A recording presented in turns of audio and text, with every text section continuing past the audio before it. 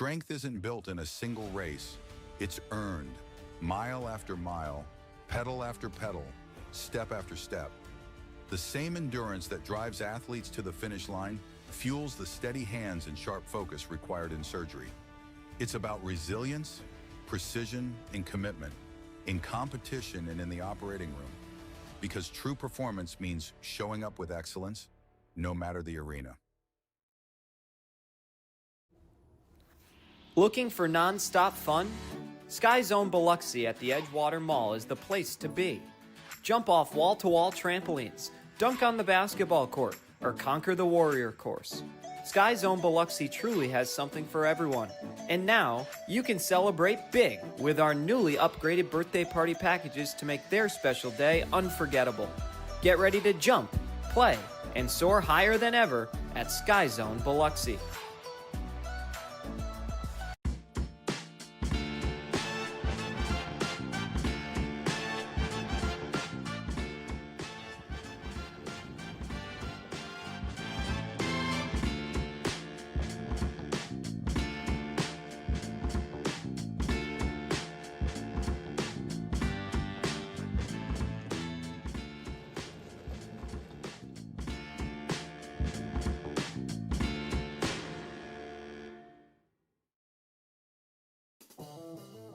Looking for your next ride? Get more at Matt Bowers Hyundai Gulfport. Every new Hyundai comes with Matt's lifetime powertrain warranty on top of Hyundai's America's Best warranty and owner assurance. No one on the coast offers more, so why go anywhere else?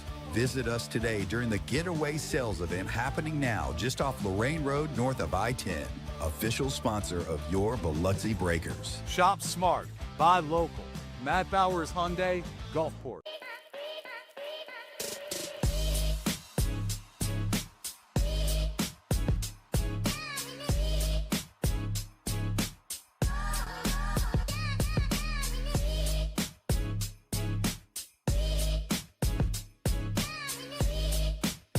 Ben & Jerry's is serving up true ice cream euphoria inside the Hard Rock Hotel and Casino in Biloxi. You're sure to find your new favorite among more than 34 flavors. Let us scoop yours in one of our freshly baked waffle cones. Ben & Jerry's at Hard Rock Hotel and Casino Biloxi, where euphoria awaits.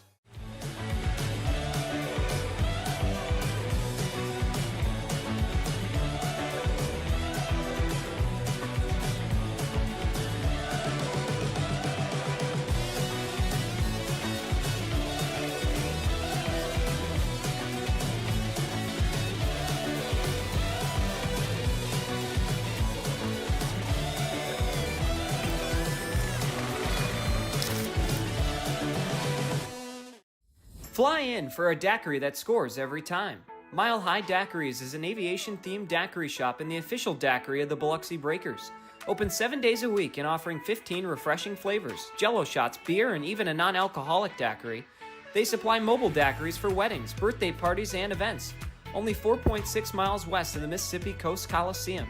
Grab your crew and come try the best daiquiris on the Gulf Coast where flavor takes flight. Become a frequent flyer at 1107 Cowan Road, Suite B, Gulfport. At Superior Optical Lab, we're proud to be certified as a service-disabled, veteran-owned small business and to provide quality eyewear to veterans to whom we all owe our freedom. Thank you for your service. Recharge your body. Reset your mind. Revive your spirit. At Revive and Thrive, every detail is designed to elevate your recovery and well-being.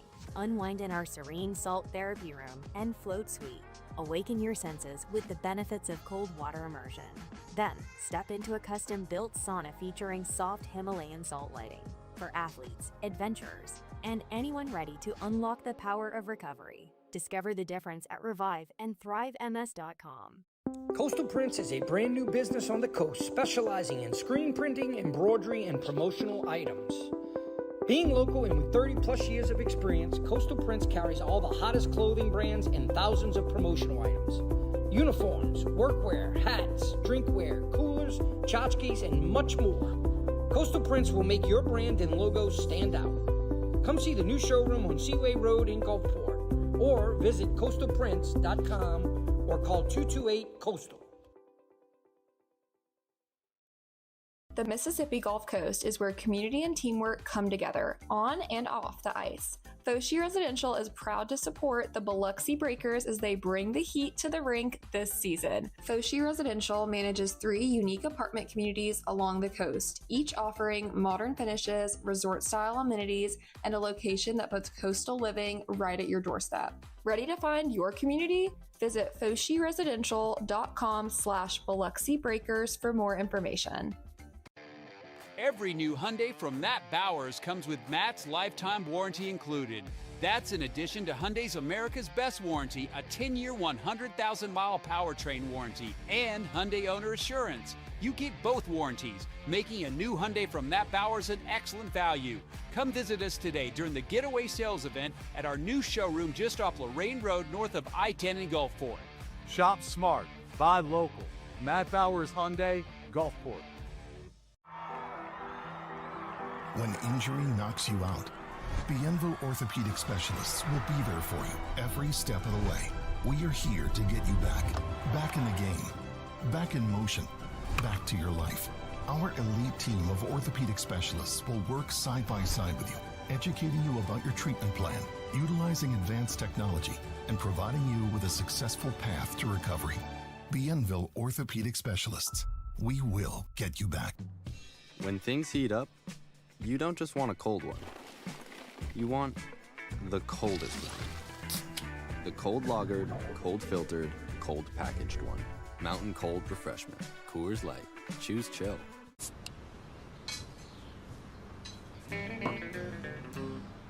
Hello out there, we're on the air. It's hockey night tonight. Tension grows, the whistle blows, and the puck goes down the ice. The goalie jumps and the players bump and the fans all go insane. Someone roars, Bobby scores at the good old hockey game. Oh, the good old hockey game is the best game you can name. And the best game you can name is the good old hockey game. Where players dash and skates a flash, the home team trails behind. But they grab the puck and go bursting up and they're down across the line. They storm the crease like bumblebees. They travel like a burning flame. We see them slide the puck inside. It's a good old hockey game.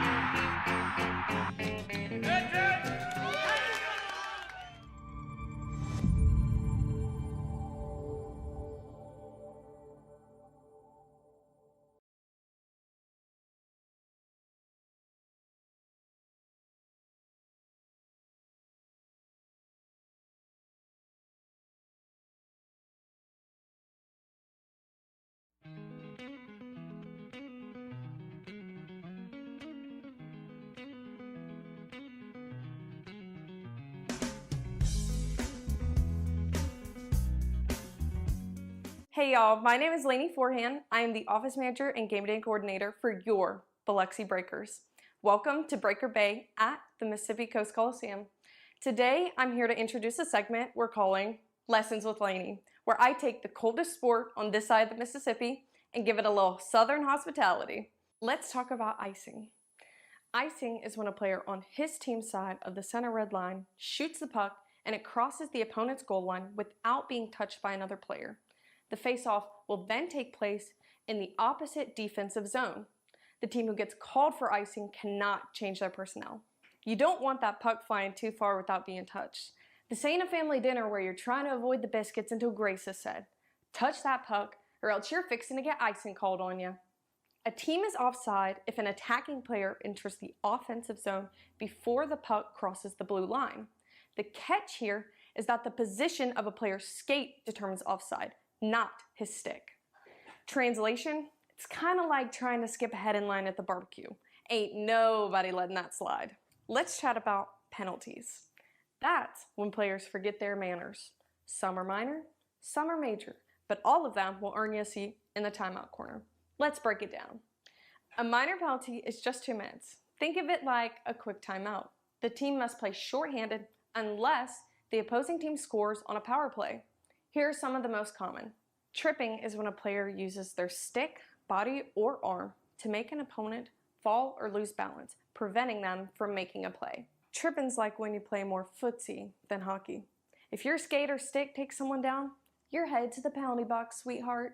Roughing is when a player uses unnecessary force to contact an opposing player. This can also be called if avoidable contact is made after the whistle. If you get a little too much enthusiasm after that whistle, bless it and save that drama for your mama. Interference is the use of contact to hinder a player who's not in possession of the puck. You can't just body check a guy that's just minding his own business. That's interference, honey, and that'll cost you 2 minutes. Slashing is when you hit someone with your stick in a two-handed forceful motion, often causing harm to the opponent or forcing them to lose or break their stick. It's like when you get a mite too fired up and start swinging your stick like you're swatting flies instead of playing hockey. High sticking is when a player's stick makes contact with an opponent above the shoulders. If the stick draws blood, a 4-minute double minor penalty can also be awarded. It's like trying to knock down a wasp nest with your broom. It's an all-around bad idea. Holding is a penalty for restraining an opponent by grabbing them to limit their ability to play. A penalty can also be assessed for holding the opponent's stick. If you're grabbing onto someone's jersey like you're slow dancing, that's holding. Let go, darling. It's hockey, not prom. Goaltender interference is when an opposing player makes avoidable contact with the goalie, hindering their ability to defend the net, whether inside or outside the crease. This call can sometimes be a gray area, up to the official's jurisdiction. I'm sure all y'all know, goalies are sacred in hockey. You bump into one and the whole team's ready to throw hands faster than you can say, bless your heart. Fighting is when two players engage in a brawl by punching or wrestling each other. This will earn a 5-minute major penalty. The moment every fan secretly loves. Two players drop the gloves and go at it like cousins fighting over grandma's last biscuit. 5 minutes, boys, and don't forget to say sorry after. So remember, darling, stay on side. Don't be lazy with that puck. Keep your hands and elbows to yourself. This is hockey, not a bar fight in Baton Rouge. Enjoy the game, y'all.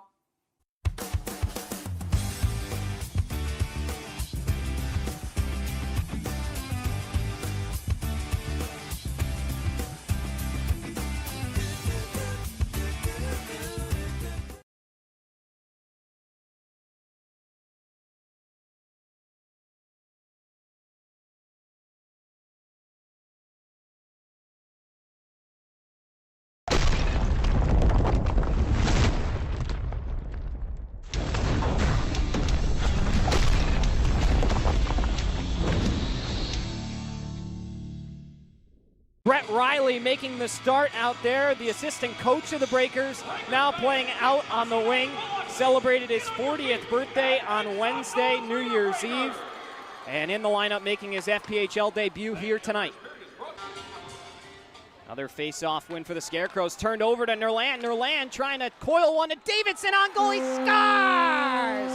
Darius Davidson had a pair last game, picks one up here tonight, and the Breakers strike first. It's 1-0. Patakin hits the brakes, now sends one to the near side, and we got a fight brewing. It's AJ Schlepp and Justin Schmidt.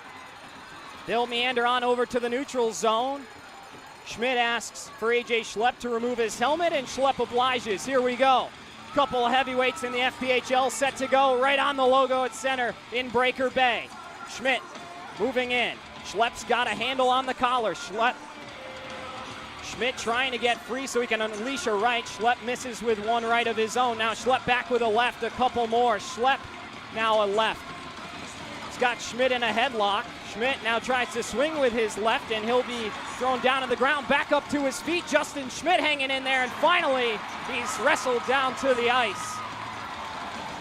And the Coast Coliseum rises to show their appreciation for AJ Schlepp, the 6'8 enforcer out of Medicine Hat. Backhanding one to Pikarczyk. Pikarczyk from the circle shoots, he scores! Lucas Pikarczyk! Off the glove, off the crossbar, and down and in. He curls it up to the point. Norwinski's shot tipped in front. Wilson fighting to get free. He scores. Elijah Wilson, with a patient effort, waited for that puck to find his forehand and just barely able to slide it through the legs of Anton Borodkin. The Scarecrows are on the board, and it's 2-1. Bird Darting to the goal, trying to muscle one by Borodkin. Scarecrows think they've got it, do they? The official waving his arms no. And we'll see if Robbie Nichols wants to go to review here with 1:51 left to go. His team with the foot on the gas, and Boston Bird is indicating that he just scored. Taken by Cam Clark and wheeled back around, looking for some help from Koch. Koch peeling back to the near side. In front for Clark, they tip and score. Trevor Grasby crashing the net, able to muscle it through the collision of Anton Borodkin, and 3 unanswered goals for the Scarecrows have them ahead at 3-2. Gagnon will chip it ahead. Centering one, they score. Boston Bird on a beautiful feed by Jacob Gagnon, able to redirect it home, and Topeka, just like that, has made it 4-2. Comes out of the zone where Spinelli will control. And now some pushing and shoving. Spinelli and Smith get locked up. Referee's gonna separate them. Spinelli's gonna drop his gloves. Here we go. Brendan Spinelli and Avery Smith. Smith 6'3", 230. And Spinelli rocking number 55, 6 foot, 196. He gives a big right. Smith comes back with a left. Spinelli loses his helmet. Still getting free. Spinelli a couple lefts. Smith with a right. Spinelli a right, Smith a right, down he goes! A right-handed cannon from Brendan Spinelli takes down Avery Smith in Breaker Bay. It's Hockey Night live from Biloxi, Mississippi. My name's Devin Dobek, a proud American and happy to be along with you for a matinee edition of the Federal Prospects Hockey League. The Blue Ridge Bobcats, the Biloxi Breakers, closing out their 2-game weekend set this Sunday at 4 o'clock. What a morning it was. The United States taking down Team Canada in overtime for the gold medal earlier this morning at 7 o'clock our time. It was awesome. Had a blast giving the business to this Canadian heavy Breakers team, but we're excited to get into our action here with the Bobcats ready to go after an entertaining affair last night. Blue Ridge took it by a final of 6-4. Let's jump right into our tale of the tape. Bobcats 21-16-3, currently sitting 4th in the Empire. Biloxi 6-32-1. They've lost 12 in a row. Bobcats 3 straight wins. 3.9 goals for the Bobcats, 3.1 for Biloxi, a -110 goal differential for the Breakers, a -1 for the Bobcats. 23.6 on the power play for the Cats, but they were 0 for 5 last night. The Breakers 18.1%. They did have a power play goal, their first of the game, which was Ross Bartlett's 100th point on that goal. On the kill, Blue Ridge 78.1%, but they gave up a shorthanded goal last night. That's their 8th shorthanded goal allowed this season. 67.2% for the Breakers on the kill. Bobcats have won the first of 6 meetings, as now we'll get ready for our intro video and then go into our Matt Bowers Hyundai starting lineups momentarily.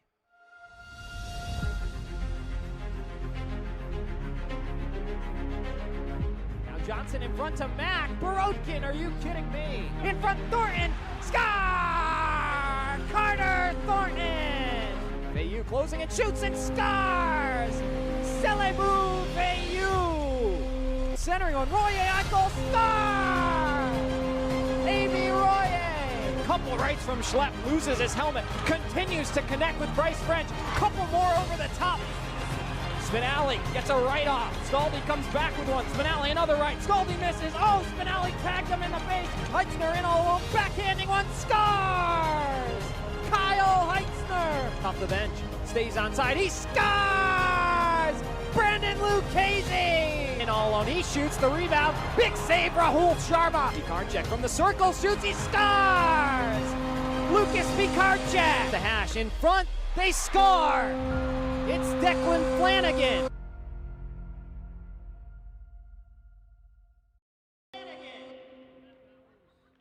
Our Matt Bowers Hyundai starting lineups look like this. Jusso, Gallagher, and Martin for the Bobcats, with Hlavak and Eriksson the pairing. Anthony Schrum in between the pipes. For the Breakers, they go their captain, Lucas Pikarczyk, paired with Matt Stoya and Hugo Koch. Declan Flanagan and Brendan Spinelli make up the pair, with Rahul Sharma in between the pipes. Let's send it to Mitch Arbaugh, our public address announcer, for the formal introductions. It's time to get on your feet. Tonight's starting lineup, brought to you by Matt Bowers Hyundai in Gulfport. Starting on defense, number 55, Brendan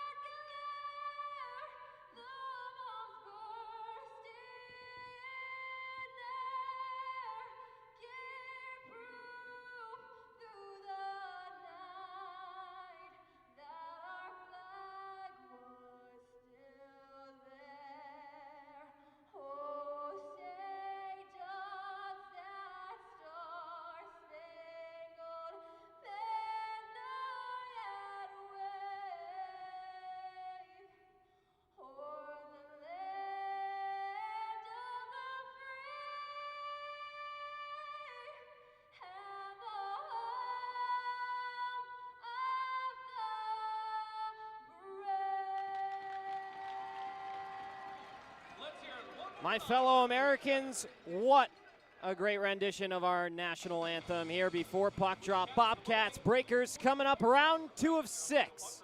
Devin Dobeck along with you on Breakers TV on YouTube and on 106.3 Super Talk Mississippi. A fun game it was last night. Breakers had the lead 2-1 through 20 minutes. It was tied at 3 through 40 minutes, and then by the end of it all, it was a 6-4 Bobcats win, an entertaining third period, an entertaining full 60 for that matter. There's Rob Reiser, the host of Light the Lamp podcast, and a pastor down here in the South. It's Faith and Family Afternoon for the matinee. And so Pastor Rob doing the ceremonial puck drop as we get set and ready to go from inside the Coast Coliseum. If you're getting a double dose of hockey, we're happy to have you on. Of course, what a morning it was. I've said it 100 times, and I'll probably say it 1,000 more. The United States taking down Team Canada in overtime, not to mention the women winning 2-1 a couple days ago over Canada in the gold medal game. But we turn our focus now to the FPHL. Breakers and the Bobcats. Danny Martin, who logged his 300th FPHL point last night. 4 goals and an assist, was the game's first star. Set to take the face-off. Opposite of him is Matt Stoya, the new addition for the Breakers. 2 goals and 2 assists since his arrival. And we are underway from the Coast Coliseum. Tonight's officials, the referees are Jesse Burns and Cameron Campbell. Linesmen are Brian Thurnauer and Alex Cole. As it'll be sent down towards the Biloxi end. Bartlett summoning and icing, won't receive it. Back to Brendan Spinelli, one of 3 fight winners for the Breakers last night. Up the wall. Chipped in deep by Carson Gallagher. Pair of assists for him in the win last night. Matt Gellerman, apologies to all Gellerman fans turning in. He had a wonderful goal to give the Breakers a 3-2 boost in period 2 last night, and I called him Max. But Matt Gellerman, a huge addition that's going to help the Breakers going forward as Sharma makes a quick glove save early on. Anthony Schrum all the way out of his crease to play it in the neutral zone. Here come the Bobcats from north to south. Knocked away at the blue line. Good effort from Don Heaven Veyu. This one will be sent in deep. Again, no icing. Sharma nudges it on over to Connor Mullins. Connor Mullins holds below the end line, waits for things to develop, and breaks the puck out to Don Heaven Veyu. Carter Thornton will chip it ahead to go chase himself down into the end wall. Played it a little conservatively, and it was taken away. On the back end, Thornton able to win a battle in the neutral zone. Up to Trey Fisher, who wraps it around the dasher in deep. Into the corner, there's Timothy St. Pierre. Took a puck to the head last night and didn't miss a shift. Tough customer in the early onslaught of his Blue Ridge tenure. Fabian Leonard toe drags his way to the middle, had it knocked away. Spinelli steps up to keep the zone. Funky bounce off the wall, skips away from Carter Thornton.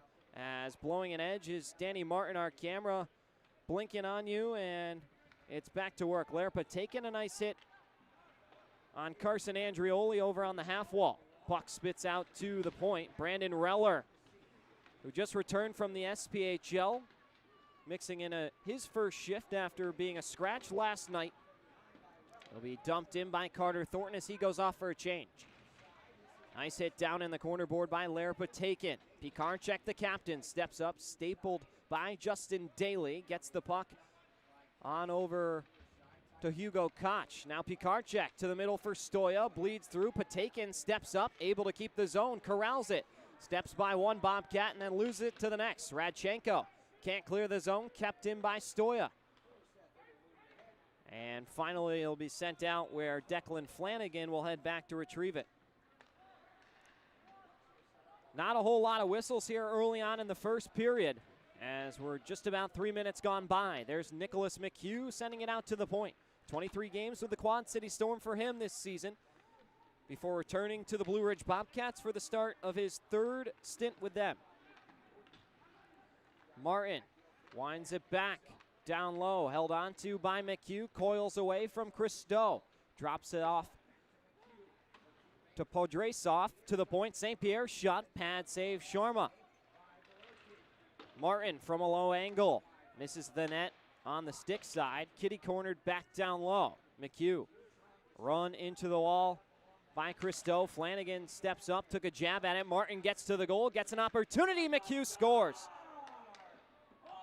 How about Nicholas McHugh walking in for a big-time goal. Vacant puck alone in the slot, and he got everything he needed to out of that one. The Bobcats strike first. It's 1-0.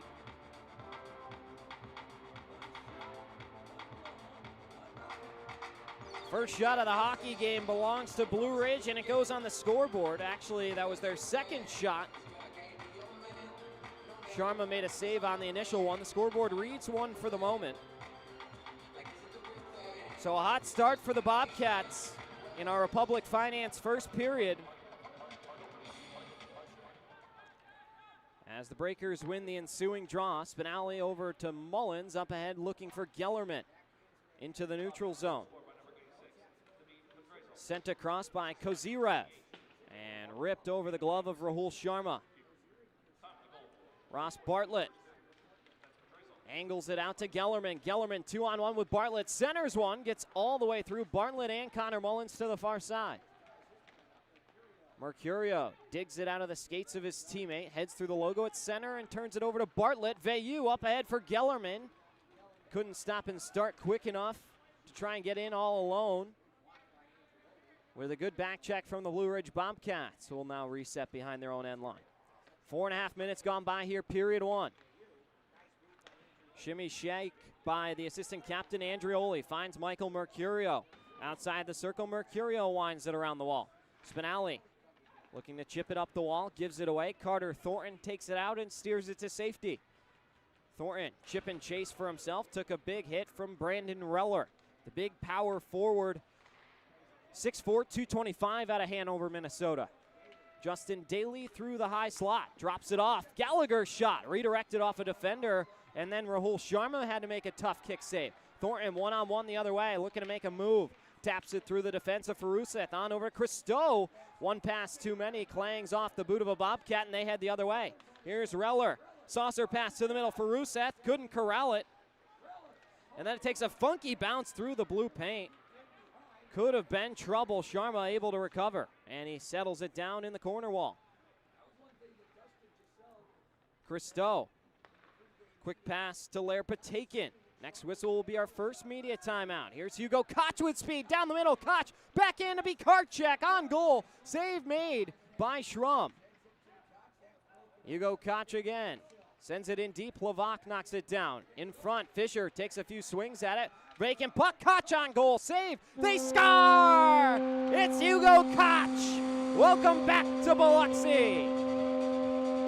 The second effort off the rebound. Fisher had a swat in there as well, and Hugo Koch finds the 5-hole of Anthony Schrum, and the Breakers tie it at 1.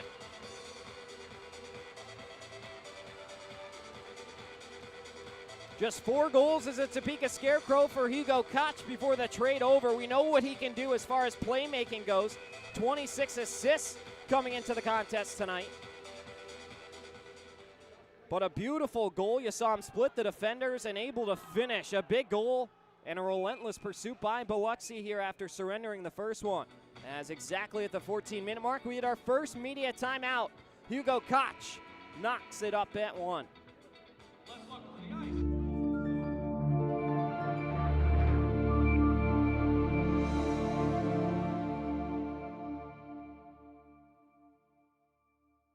When you think Nissan, think Matt Bowers Nissan d'Iberville, where every new Nissan comes with Matt's lifetime powertrain warranty included. And to keep your new Nissan running well, there's never an appointment needed for express service in our service department. Just stop by for routine maintenance like oil changes, brakes, tires, and batteries. Matt Bowers Nissan is proud to call the coast our home and is proud to sponsor your Biloxi Breakers. Shop smart, buy local. Matt Bowers Nissan, South Mississippi, d'Iberville. Looking for non-stop fun? Sky Zone Biloxi at the Edgewater Mall is the place to be. Jump off wall-to-wall trampolines, dunk on the basketball court, or conquer the warrior course. Sky Zone Biloxi truly has something for everyone. And now, you can celebrate big with our newly upgraded birthday party packages to make their special day unforgettable. Get ready to jump, play, and soar higher than ever at Sky Zone Biloxi.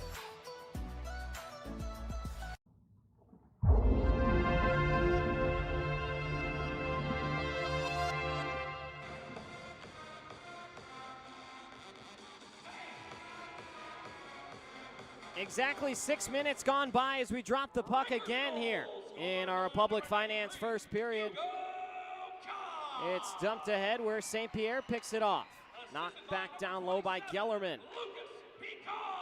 It's Hugo Koch from Lucas Pikarczyk and Trey Fisher. Martin has his shot soaked by the leg of Declan Flanagan. Strong effort in the near circle by Flanagan. Up ahead, Veilleux. Chasing down the vacant pocket, Karams off a Bobcats stick by the blue line and almost was trouble. That first Breakers goal is brought to you by Dirty Dough in Biloxi as St. Pierre's shot is saved by Sharma. Puck comes back out to the wall outside off the Coca-Cola boards. Just so in the corner, out to the point once again. Tipped in front, Sharma is able from his left to his right to make the save at 13:09 to go, still 1-1. Wherever you're joining us from, happy to have you along with us.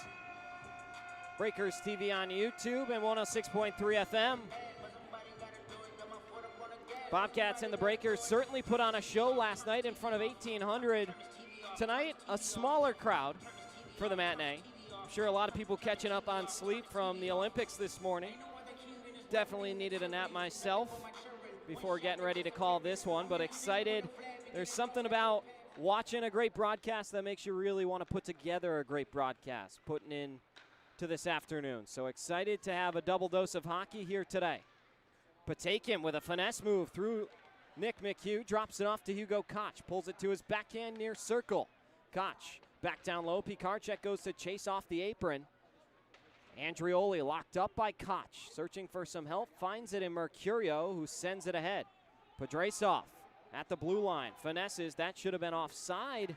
It appeared for a moment, but the Breakers intercept. No harm, no foul. Koch saucers to the middle, walking in is Spinelli on the backhand, one move too many. And it's spit back out to the neutral zone. Lair Patakin in the near circle. Quick collision with Matt Stoya, they get untangled. And Patakin will wait for things to develop. About 8 minutes gone by here, period one. Each team with a goal. Carter Thornton wheels his way around through his own end. Dumps it off the half wall in deep. Schrum out to play it. Fanned on it. Schlepp centering feed is blocked down by St. Pierre. Out at the point again, Mullins struggled to stop the bouncing puck. Thornton couldn't touch it or he would have been offside. Reller through the high slot. Gives off to Faruseth. His quick shot. Karams off a defender and all the way back to the far side. Levac pinned by Thornton. It takes the puck away. Good battle on the wall from Thornton. Thornton then gives it away. Reller centering feed taken away by Fisher, who takes it away from danger. Here's Justin Daly below the end line. Hanging on to it. Darts through the middle and shoots one. Fisher felt that one. A beautiful shot block right between the circles.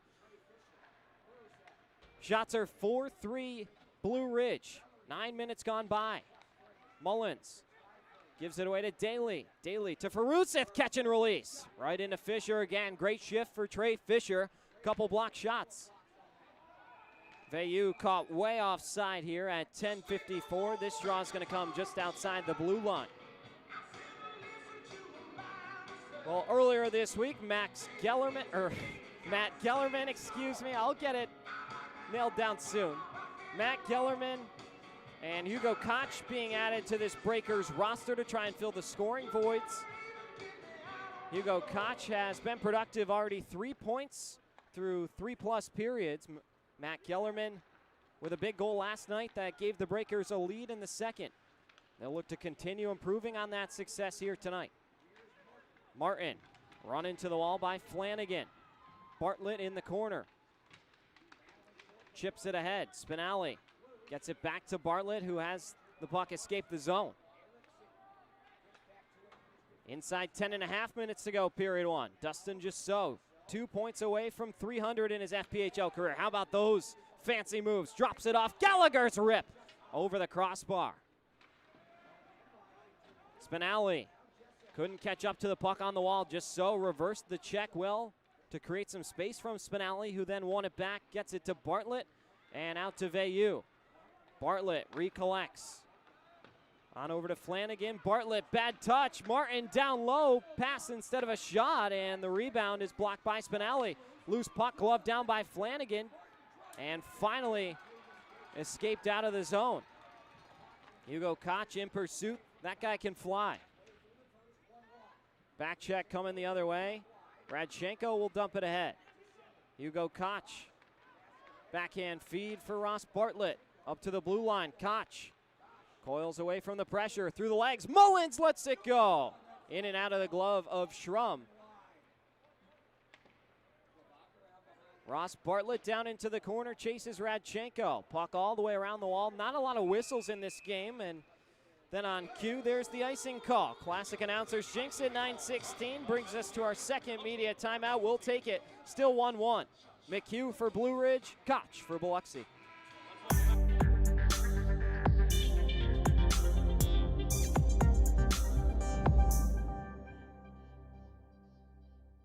The Mississippi Gulf Coast is where community and teamwork come together, on and off the ice. Foshee Residential is proud to support the Biloxi Breakers as they bring the heat to the rink this season. Foshee Residential manages 3 unique apartment communities along the coast, each offering modern finishes, resort-style amenities, and a location that puts coastal living right at your doorstep. Ready to find your community? Visit FosheeResidential.com/Biloxi Breakers for more information. At Superior Optical Lab, we're proud to be certified as a service-disabled, veteran-owned small business and to provide quality eyewear to veterans to whom we all owe our freedom. Thank you for your service.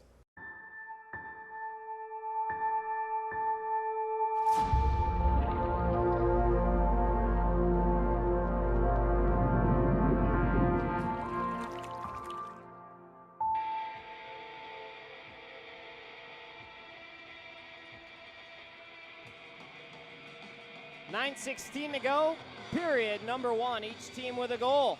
As we're charged up, ready to go out of our second media timeout. It's Stoya, Pikarczyk, and Koch, the top line. Out there for the ensuing draw, Michael Mercurio. Quite the resume he has.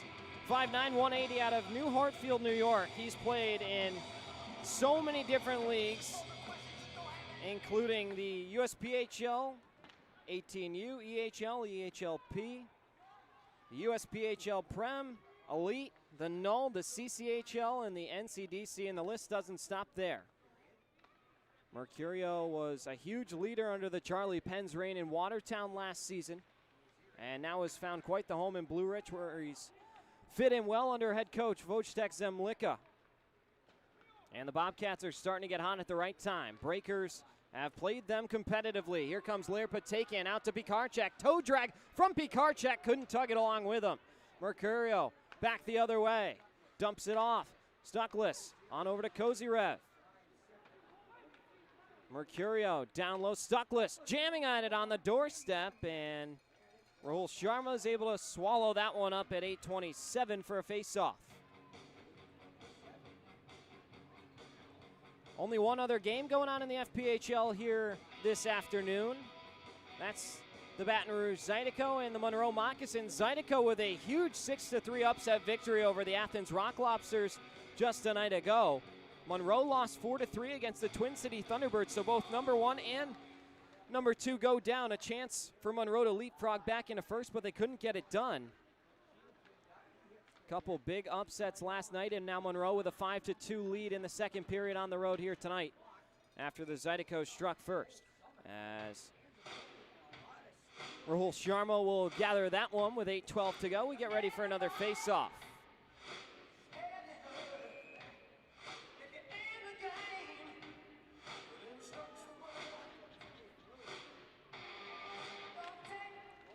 Next draw, quick shot comes in on Rahul Sharma, and he is able to make another quick save.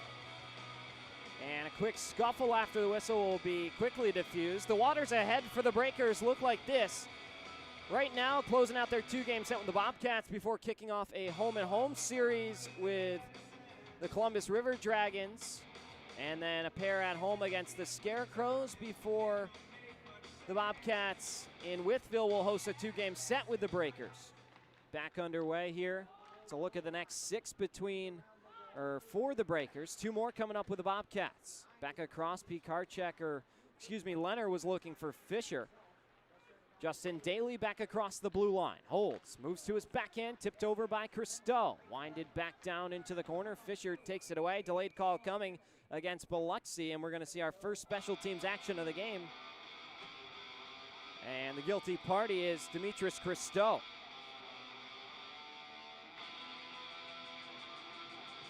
So the first Raven and Rose Tattoo penalty kill set to get going.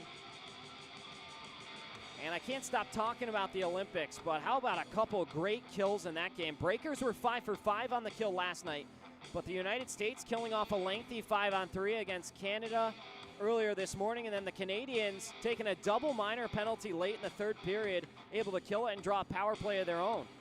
Some great special teams hockey we saw this morning as we're back underway. Breakers will try and keep this game locked up, kill another one. Out at the point, held by Hlavak. Out to Mercurio above the circle. Danny Martin, far circle with Thornton door-to-door with him.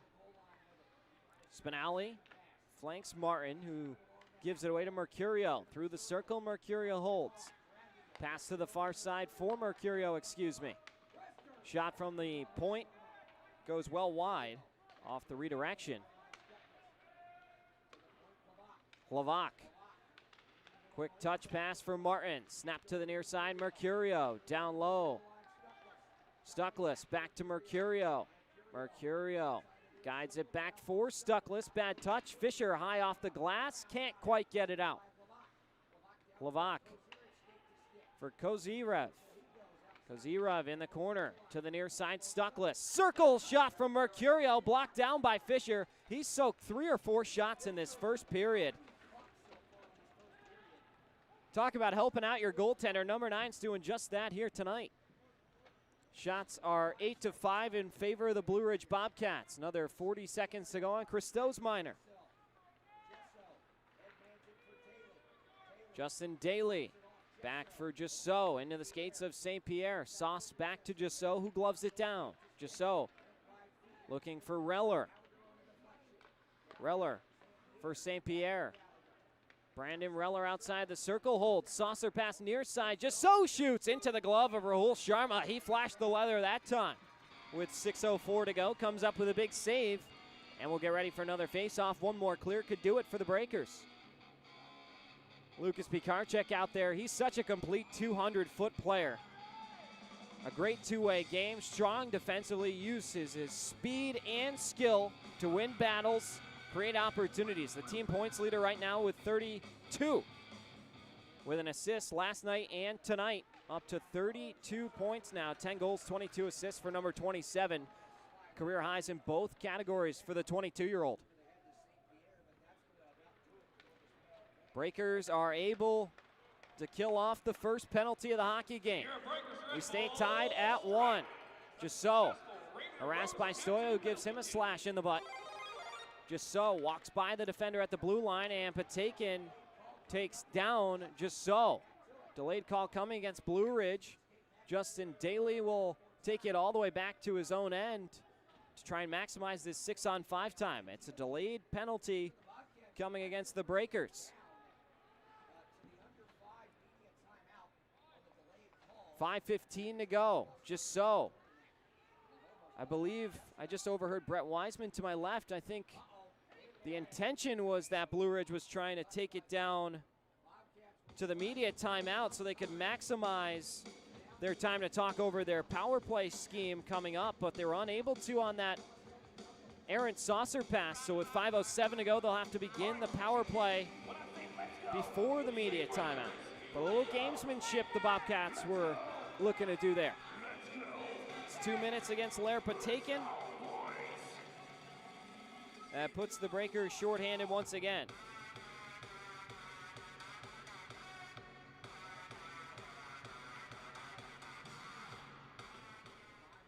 Back underway. Bobcats win the ensuing draw. Kozirev for Martin. Backhands to the middle. Knocked away from Stuckless. Thornton, diving effort, gets it out. Carter Thornton, another special teams monster, especially around the perimeter. All 3 shorthanded goals in franchise history belong to him. In front, Martin, a beautiful tip. Turned away by Sharma, who then leaps out of his cage to make a big save with 4:42 to go. And we'll head to break. Still 1-1. Breakers trying to kill off another penalty when we return.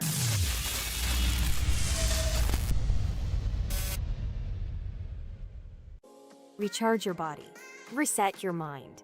Revive your spirit. At Revive and Thrive, every detail is designed to elevate your recovery and well-being. Unwind in our serene salt therapy room and float suite.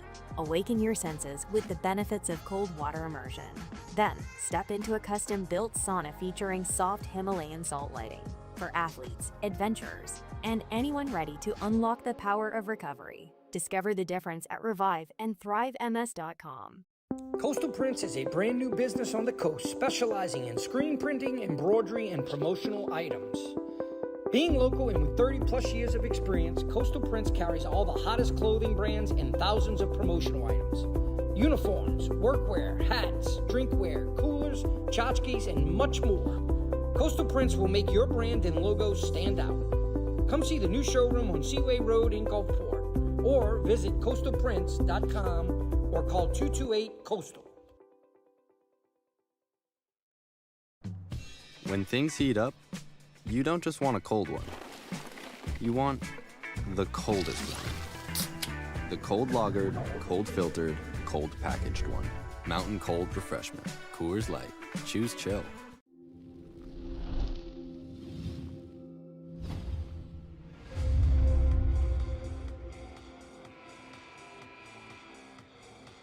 And we welcome you back. 4:42 to go. Tied up at 1. Breakers and Bobcats. Bobcats with just under 100 seconds to go on their man advantage. Their second of the night as Spinelli is able to clear. Scoring started early in the form of Nicholas McHugh at 3:42 from Martin. They credited to Podresov from Martin and McHugh. And then it was Hugo Koch at 5:53. Assists go to Pikarczyk and Fisher. Strong scrum on the wall, bleeds some time.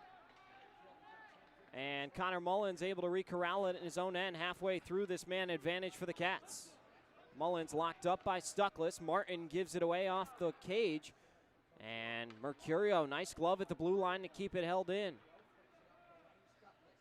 Stuckless drops back to Mercurio. Mercurio in the circle. Goes down low for Martin. Back to Mercurio. Bobcats closing in on the Breakers box as big save Sharma. He's able to locate it and fall on top of it with 3:42 to go. Mullins clears out the crease. And we stay at 1-1. Shots are 10-5 in favor of the Bobcats. They've been threatening with zone time on this power play. Carson Gallagher out there for the ensuing draw. Ross Bartlett will meet him.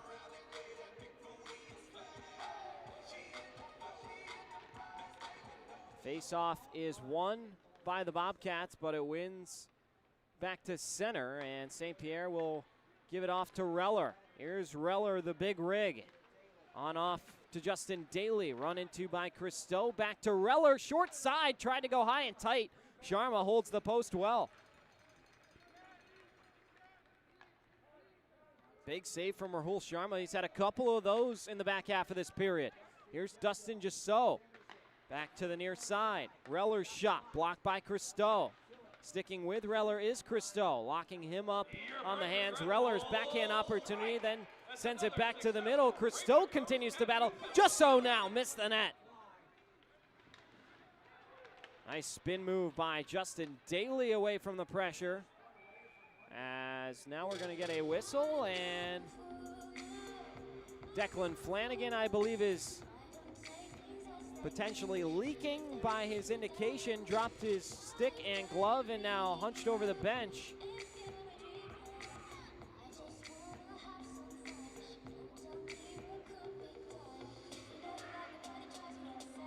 And so it's a high sticking call against Brandon Reller, putting the Breakers up a man here, their first man advantage. Flanagan able to draw a penalty, and the Breakers, who scored a power play goal last night, now with a chance to get a big one here in the closing moments of period number 1.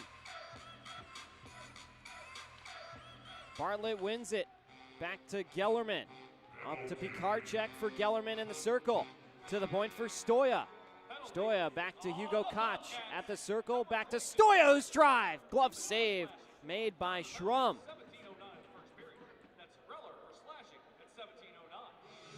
Reller actually goes for slashing.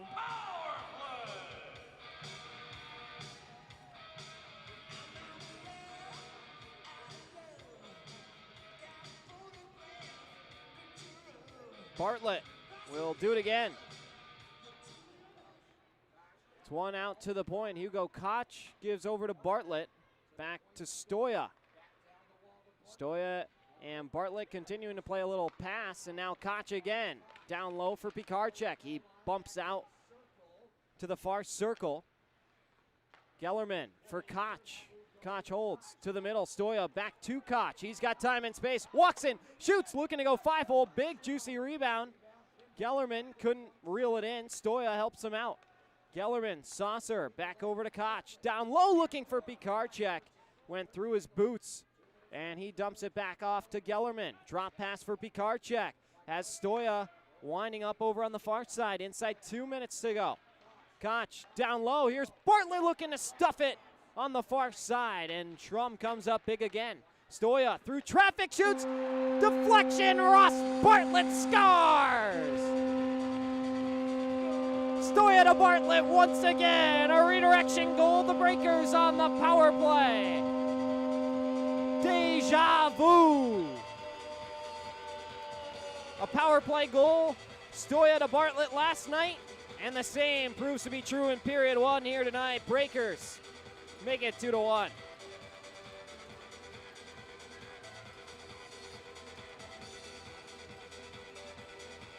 Lock-on's power play is successful. Declan Flanagan takes a slash,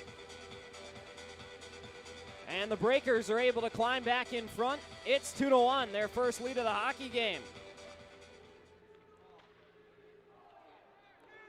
Dumped in below the end line. Anthony Schrum hearing it from the crowd here inside Breaker Bay. Radchenko to the near side for Martin. A little nonchalant to get to that puck. It gets away from him. Here's Jussot. Head fake. Leonard cuts off his angle, and Jussot winds back around before moving it to Radchenko. On the wall. 75 seconds to go in period number 1. Stick around for our first intermission. In light of Lucas Pikarczyk being named the captain, we're going to go back to his episode of Breaker Banter, which, as if it was foreshadowing, is our most viewed episode with close to 1,000 views. So we'll hear from Lucas once again from his interview a couple months ago, and hopefully get to talk to him again soon and pick his brain on what it means to be the captain of this group. Ross Bartlett from Hugo Koch and Matt Stoya. Or no, they credit the assist to Koch and Gellerman. Excuse me. Martin gives to Jussot.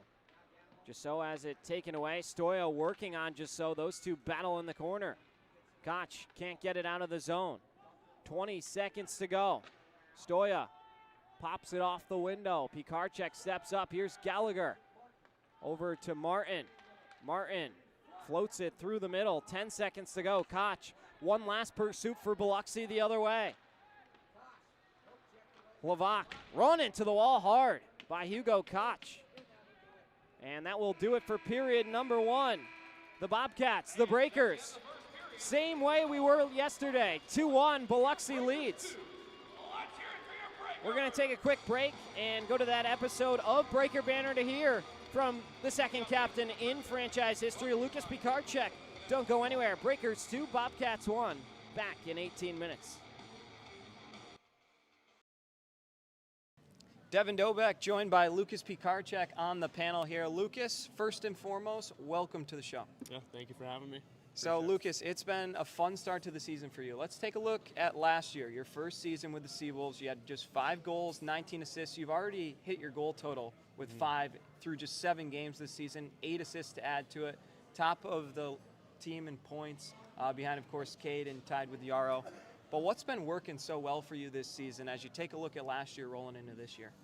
Yeah, I mean, thank you, first of all. But I think just a really good summer of training.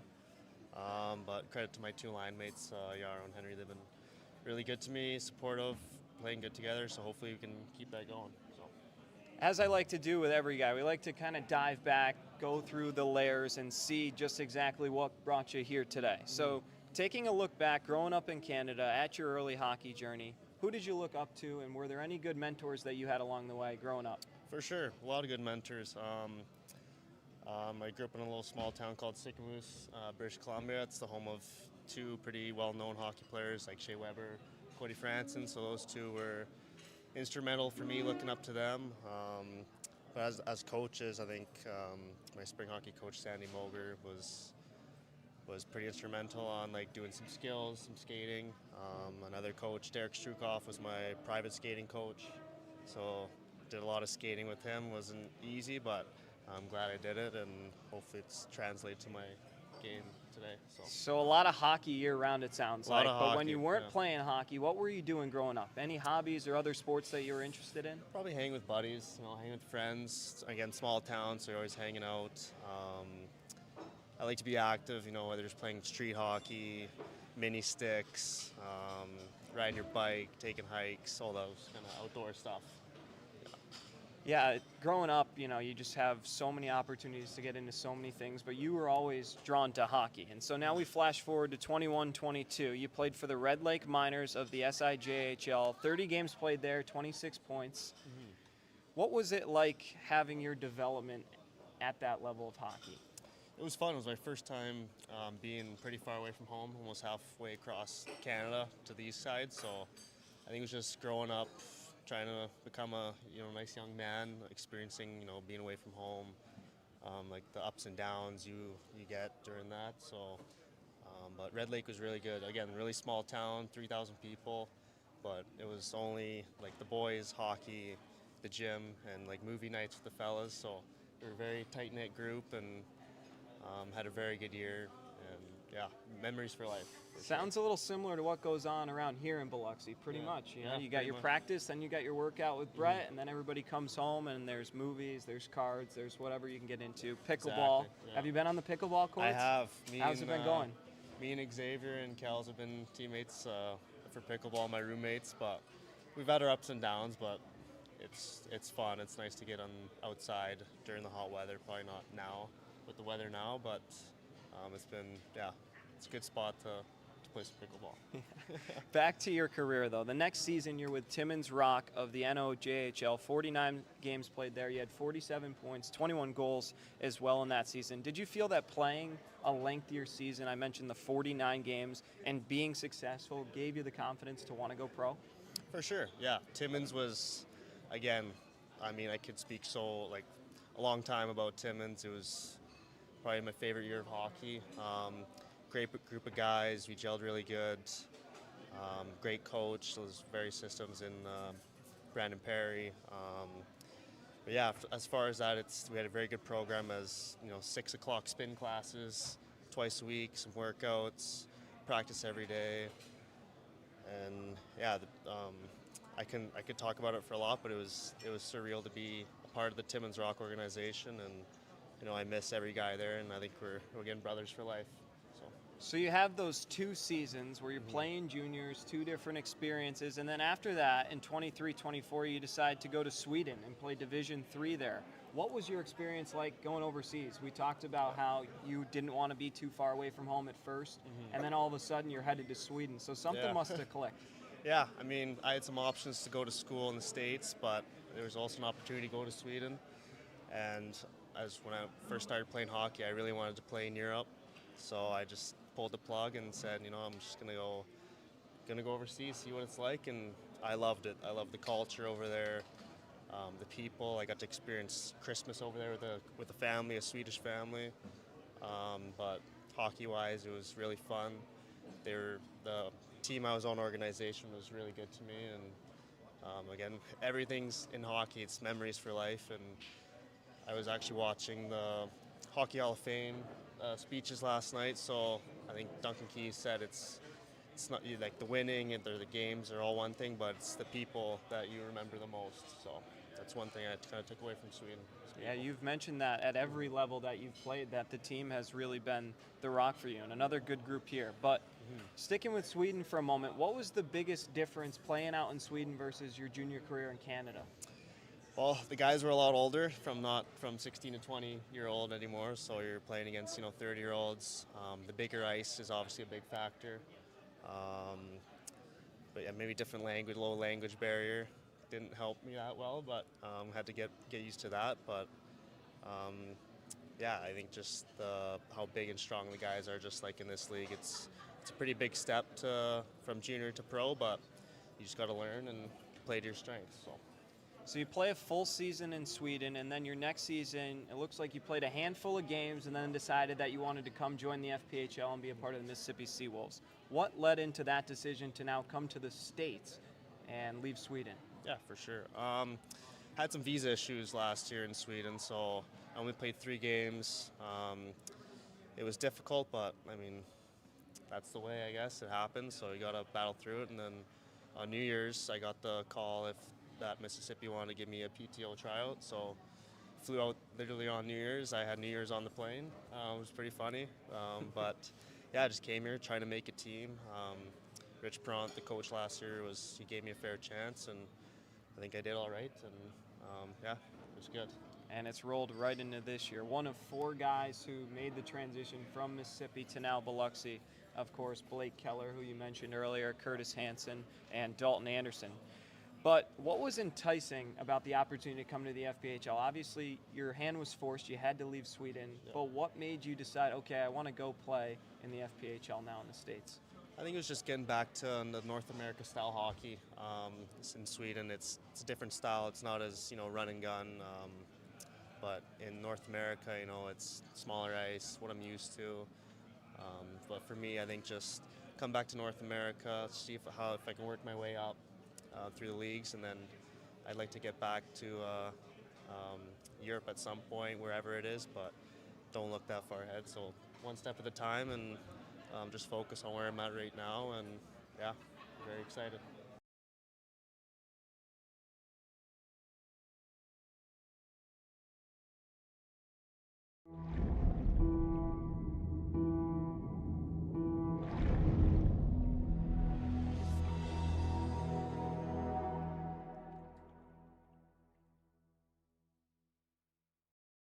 Strength isn't built in a single race. It's earned, mile after mile, pedal after pedal, step after step. The same endurance that drives athletes to the finish line fuels the steady hands and sharp focus required in surgery. It's about resilience, precision, and commitment, in competition and in the operating room. Because true performance means showing up with excellence, no matter the arena. Looking for non-stop fun? Sky Zone Biloxi at the Edgewater Mall is the place to be. Jump off wall-to-wall trampolines, dunk on the basketball court, or conquer the warrior course. Sky Zone Biloxi truly has something for everyone. And now, you can celebrate big with our newly upgraded birthday party packages to make their special day unforgettable. Get ready to jump, play, and soar higher than ever at Sky Zone Biloxi.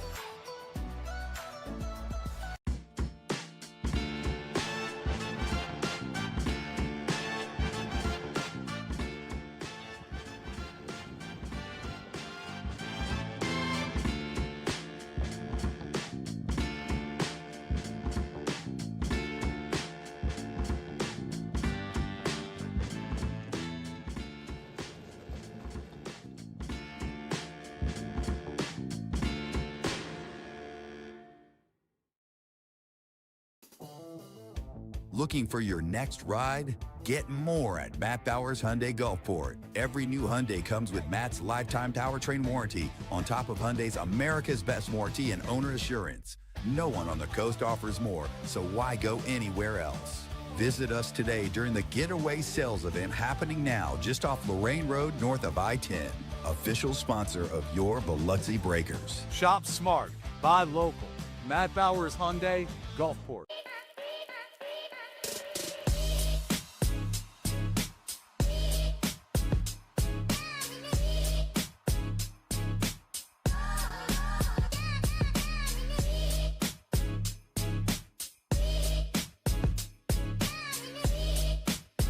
Ben & Jerry's is serving up true ice cream euphoria inside the Hard Rock Hotel and Casino in Biloxi. You're sure to find your new favorite among more than 34 flavors. Let us scoop yours in one of our freshly baked waffle cones. Ben & Jerry's at Hard Rock Hotel and Casino Biloxi, where euphoria awaits.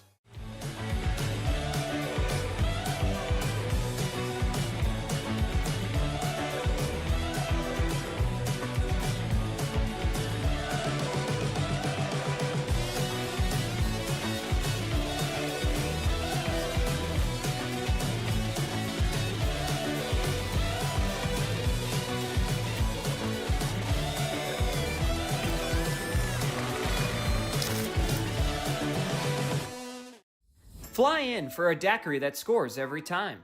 Mile High Daiquiris is an aviation-themed daiquiri shop and the official daiquiri of the Biloxi Breakers. Open 7 days a week and offering 15 refreshing flavors, jello shots, beer, and even a non-alcoholic daiquiri. They supply mobile daiquiris for weddings, birthday parties, and events. Only 4.6 miles west of the Mississippi Coast Coliseum. Grab your crew and come try the best daiquiris on the Gulf Coast where flavor takes flight. Become a frequent flyer at 1107 Cowan Road, Suite B, Gulfport. At Superior Optical Lab, we're proud to be certified as a service-disabled, veteran-owned small business and to provide quality eyewear to veterans to whom we all owe our freedom. Thank you for your service. Recharge your body. Reset your mind. Revive your spirit. At Revive and Thrive, every detail is designed to elevate your recovery and well-being. Unwind in our serene salt therapy room and float suite. Awaken your senses with the benefits of cold water immersion. Then, step into a custom-built sauna featuring soft Himalayan salt lighting for athletes, adventurers, and anyone ready to unlock the power of recovery. Discover the difference at reviveandthrivems.com. Coastal Prints is a brand new business on the coast specializing in screen printing, embroidery, and promotional items. Being local and with 30 plus years of experience, Coastal Prints carries all the hottest clothing brands and thousands of promotional items. Uniforms, workwear, hats, drinkware, coolers, tchotchkes, and much more. Coastal Prints will make your brand and logo stand out. Come see the new showroom on Seaway Road in Gulfport or visit coastalprints.com or call 228-COASTAL. The Mississippi Gulf Coast is where community and teamwork come together on and off the ice. Foshee Residential is proud to support the Biloxi Breakers as they bring the heat to the rink this season. Foshee Residential manages 3 unique apartment communities along the coast, each offering modern finishes, resort-style amenities, and a location that puts coastal living right at your doorstep. Ready to find your community? Visit FosheeResidential.com/Biloxi Breakers for more information.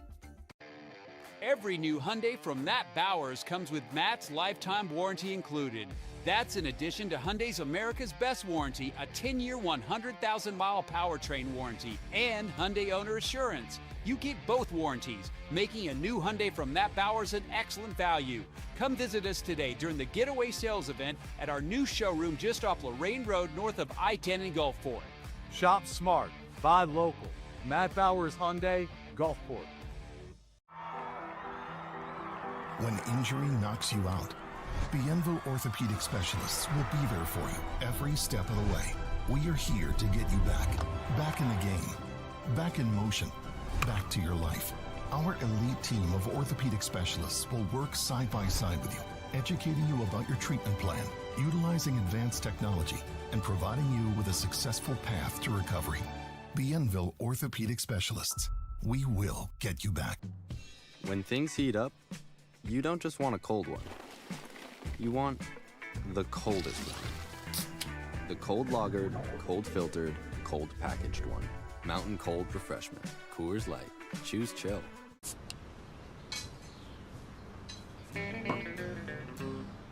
Hello out there, we're on the air. It's hockey night tonight.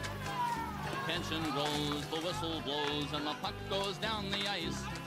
The goalie jumps and the players bump and the fans all go insane. Someone roars, Bobby scores. That's a good old hockey game. Oh, the good old hockey game is the best game you can name. And the best game you can name is the good old hockey game. Where players dash, the skates flash, the home team trails behind.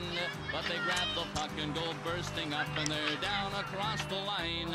They storm the crease like bumblebees. They travel like a burning flame. We see them slide the puck inside. It's a good old hockey game.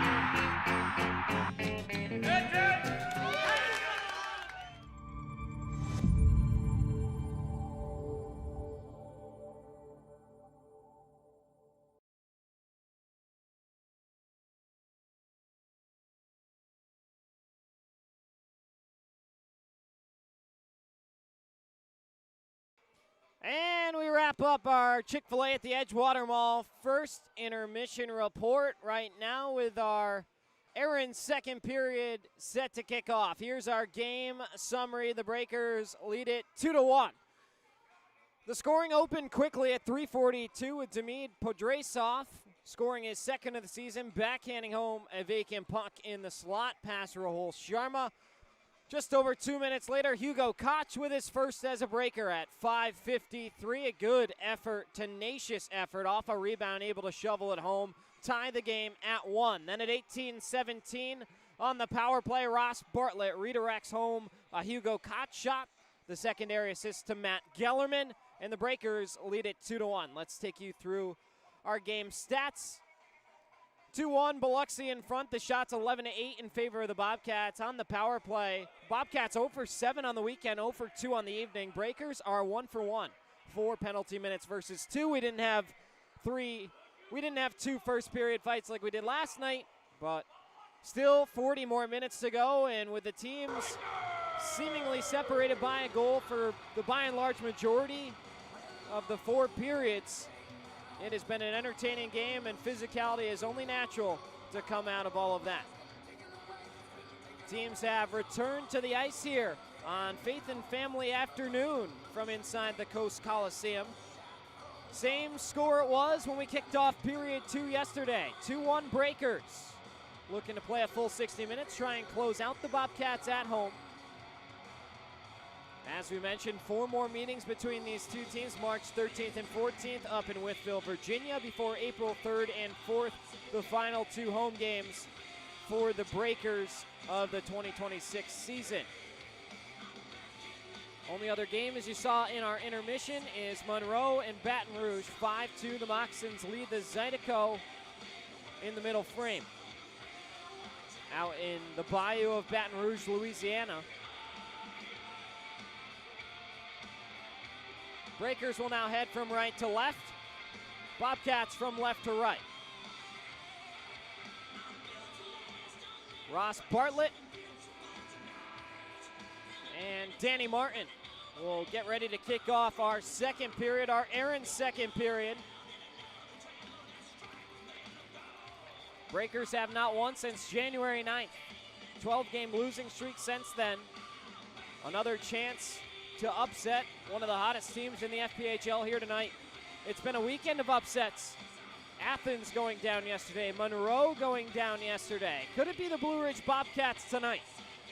Time will tell. Anthony Schrum conferencing with the linesman. Looks like the net is a little bit off its bearing, and they're trying to do some repairs on the ice. They're going to the corner boards to talk with Kevin Brown. While we have a moment here, let's take a look at the Empire Division standings. Here on February the 22nd, Binghamton, the only team in the FPHL who's punched a playoff spot. 106 points. They have 36-5-1, trying to win their 3rd straight Commissioner's Cup this season. The Port Huron Prowlers behind them, but by quite the margin, over have to do the quick math, but it's about 11 games back of the Binghamton Black Bears are the Prowlers. And with 16 games remaining, or 14 games remaining for the Black Bears, they are inching closer and closer to locking up the Empire Division 1 seed. Behind Port Huron is Topeka. Blue Ridge, if they can come back and beat the Breakers tonight, will jump into sole possession of third place in the Empire Division, the highest they've been ranked all season long. After Blue Ridge, who's currently in fourth, it's the Danbury Hat-Tricks with 53 points, and the Watertown Wolves sit in sixth place, trying to put together a late season push, but it's been tough. And then the Indiana Sentinels, who are running out of time to make a push, but still alive. Continental Division standings look like this. Athens at the top with 87 points. The Monroe Moccasins, who are likely going to beat the Zydeco tonight, ahead by 3 goals, will leapfrog them with 89 points back into first place. Then it's the Columbus River Dragons, who were on a heater, winning 12 in a row, and then fell to the PD Ice Cats in overtime in front of 7,500 plus at the Columbus Civic Center. But they are in third place with 79 points. The Ice Cats behind them with 53. You have to think that PD and Twin City are going to continue to alternate for those 4th and 5th spots in the playoffs. And then it's the Zydeco, who aren't dead yet. Just over 5 games out of the playoffs, but Chad Bailey's got them headed in the right direction, winning some games that they have no business taking control of. So they also are not dead yet, similar to the Sentinels. And then the Breakers sit with 18 points. Never say never is all I'll say there. Still some time. They got to get hot. It would start with a win tonight.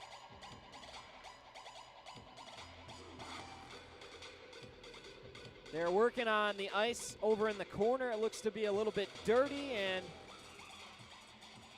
so they will try and make some repairs. Kevin Brown down in the corner, conferencing with the referee.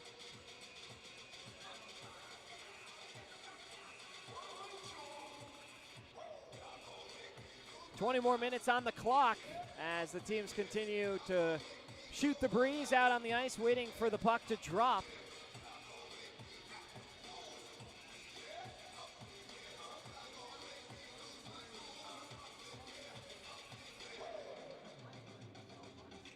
As they've now opened the corner boards, and it looks like they're going to try and, I believe they are bringing on a new net. So we will take a break and play a quick video. Back in a moment. Ooh, is that Cher? Nicki Minaj. Lady Gaga. Meghan Markle. Shania Twain. Ryan Gosling. Brad Pitt. Is that Spinner? Matt Bowers. Looks like David Beckham. I don't know. The Floss Kid. Who is that? I don't know. Keanu Reeves? Is that like Nate back in high school or something like that? I don't know. That's Garrett. Garrett Johnson. Devin Booker, I know that one. Steph Curry. Devin Booker. Devin Booker. Devin Booker. Sydney Sweeney, all day. Katy Perry. Oh, what's her name? Megan Maroney or whatever? Sabrina. The guys are going to hate me for this that I can't remember her name. Sabrina Carpenter. That's who it is. That's Flanny. Declan Flanagan. Declan Flanagan. Oh my God. Declan Flanagan, number 7. You're joking, right? That's me. That's the rock star himself right there. Matt Damon. Channing Tatum. I don't know his name, but I know the show he's in. Devin Dobek. It's not the Kid Leroy, but it looks like the Kid Leroy. What's it? Leonardo DiCaprio. That's it. Saltburn guy.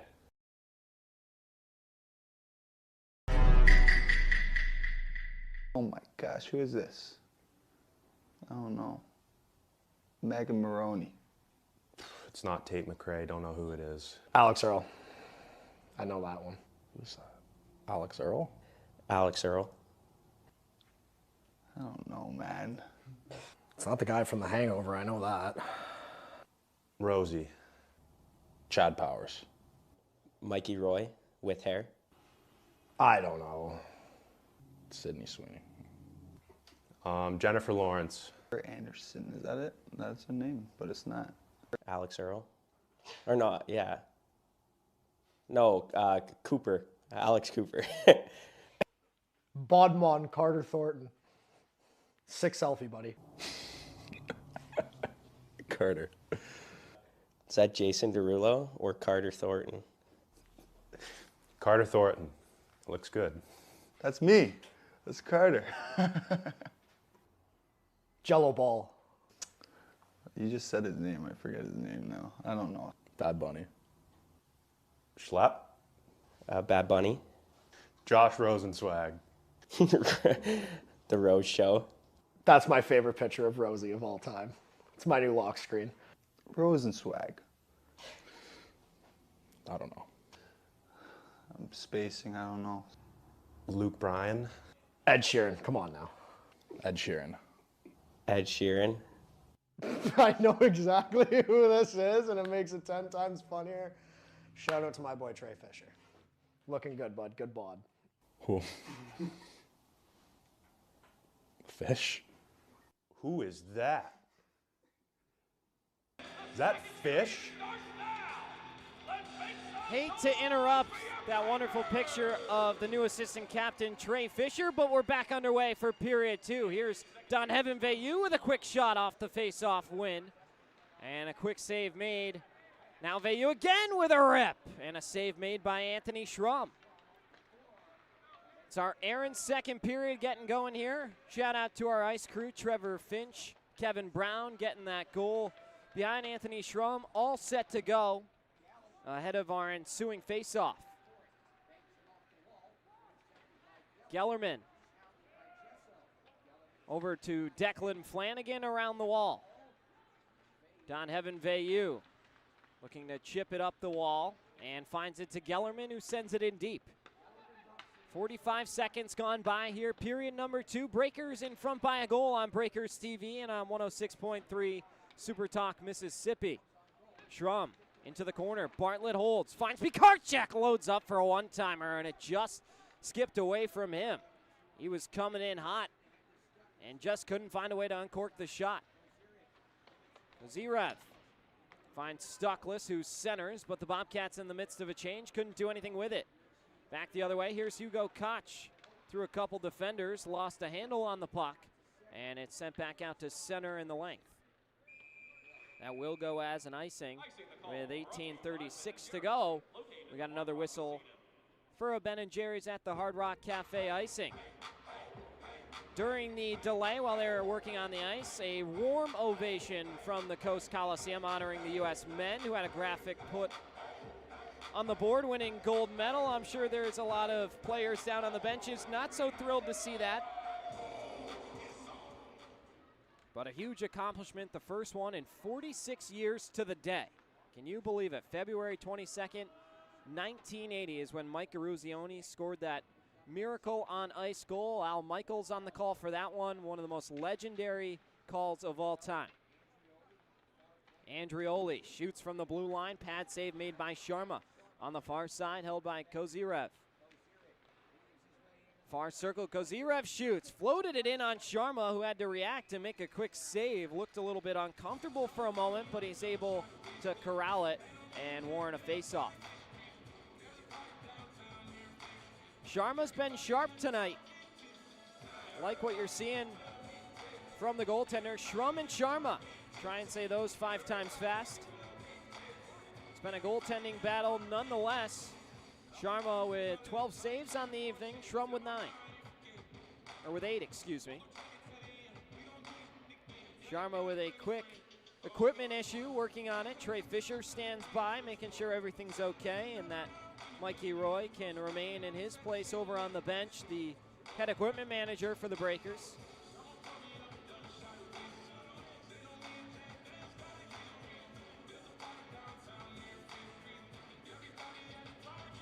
Patakin Quick conference with Brendan Spinelli, his D partner, Trey Fisher, taking a moment ahead of the ensuing draw. Looks like Carter Thornton may take it instead. Thornton, Leonard, and Fisher the line for Charlie Pence. And the faceoff is tied up and belongs to the Bobcats. Now, AJ Schlepp's going to go right after a Bobcat. And I'm not sure exactly what happened there. He went right after Reller, and Reller went right down. They were talking before the draw. Looked like Reller didn't really want a part of it, and Schlepp held back. And now he's having a conversation with the Bobcats bench. And the new assistant captain is going to be sent to the box. It looked like Reller just baited him into a penalty. AJ Schlepp barking at their bench, not happy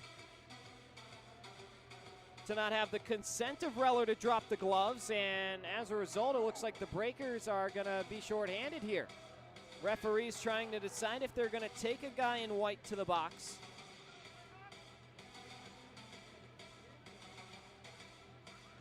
But it certainly looked like Reller wanted no part of it, but there was a conversation on the face-off. So this is right in that gray area where you're trying to make a call if you're an official, and it looks like AJ Schlepp's going to go 2 minutes for what would appear to be an instigator penalty.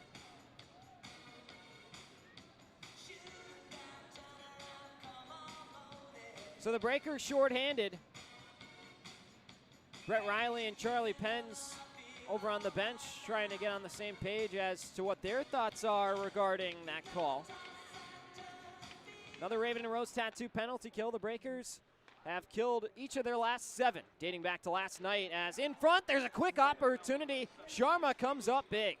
Lavac all the way around the wall, picked up by Mercurio, run into the boards by Trey Fisher. Mercurio back to Kozyrev, onto the doorstep, and they score. Beautiful passing sequence, triangle set up and succeeds. It's Nicholas Stuckless, who had a hat trick last weekend, picking up another goal. And the Bobcats are able to even the odds at 2-2 on the power play, so the Schlepp penalty proves to be a costly one.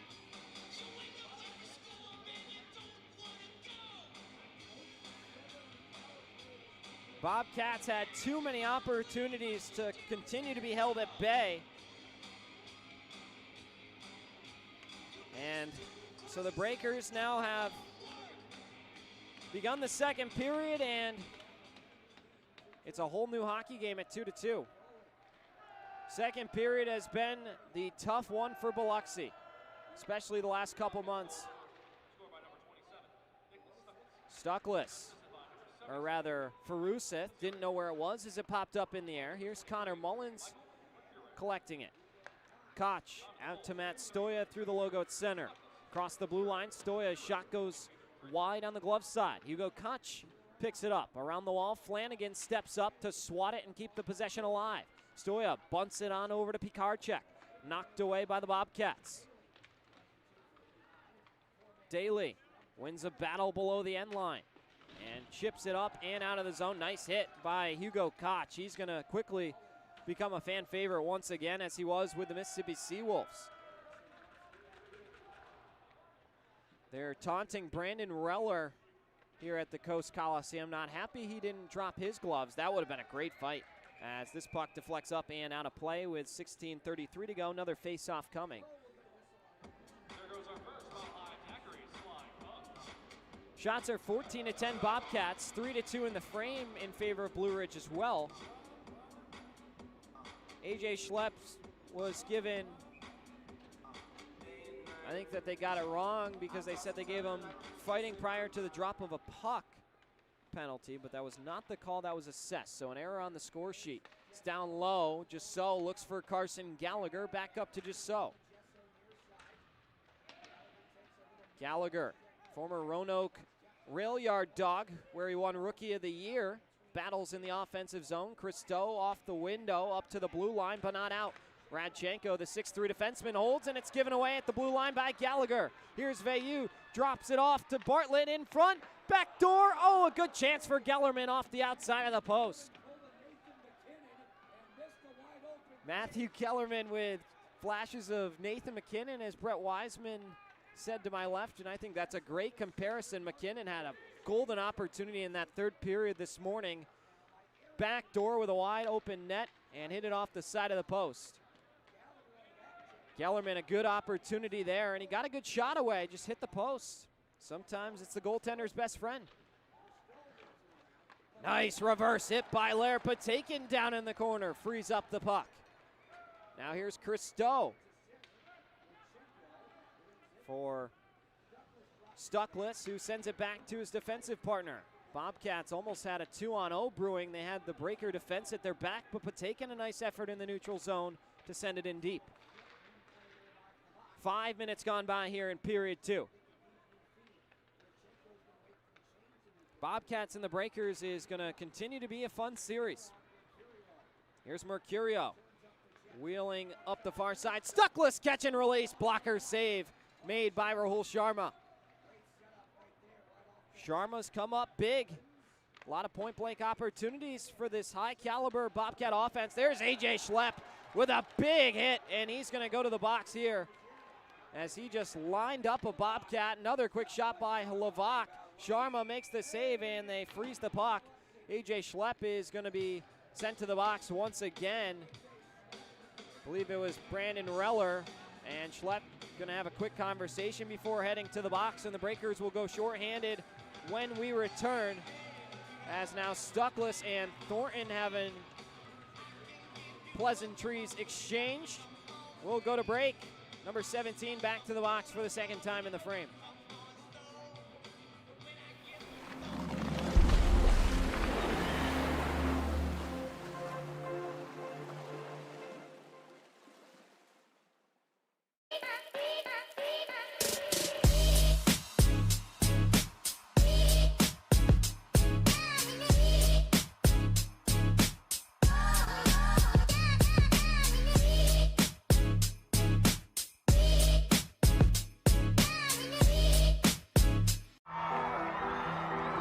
When injury knocks you out, Bienville Orthopedic Specialists will be there for you every step of the way. We are here to get you back in the game, back in motion, back to your life. Our elite team of orthopedic specialists will work side by side with you, educating you about your treatment plan, utilizing advanced technology, and providing you with a successful path to recovery. Bienville Orthopedic Specialists. We will get you back.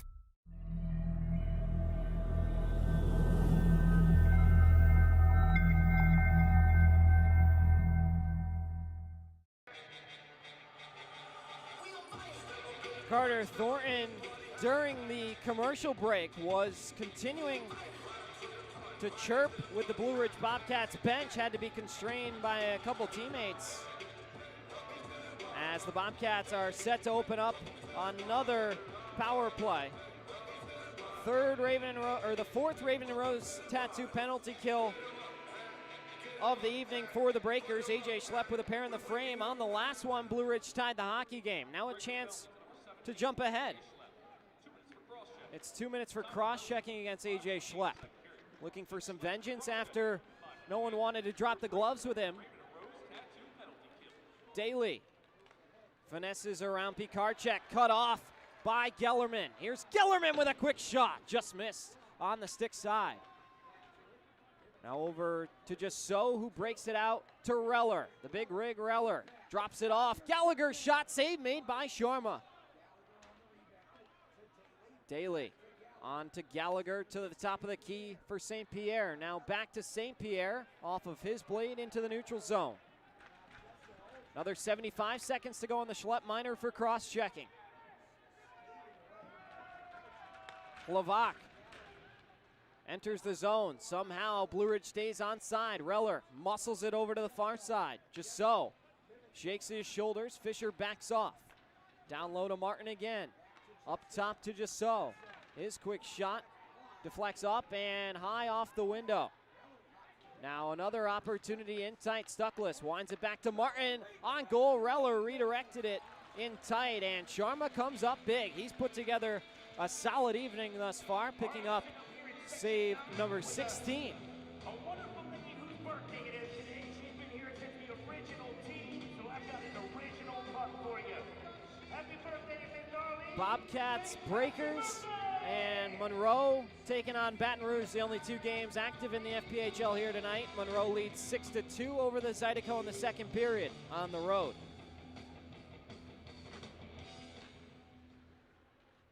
Clean win to Levac. His quick shot through traffic right into the crest on the chest of Rahul Sharma and swallowed up for another face-off.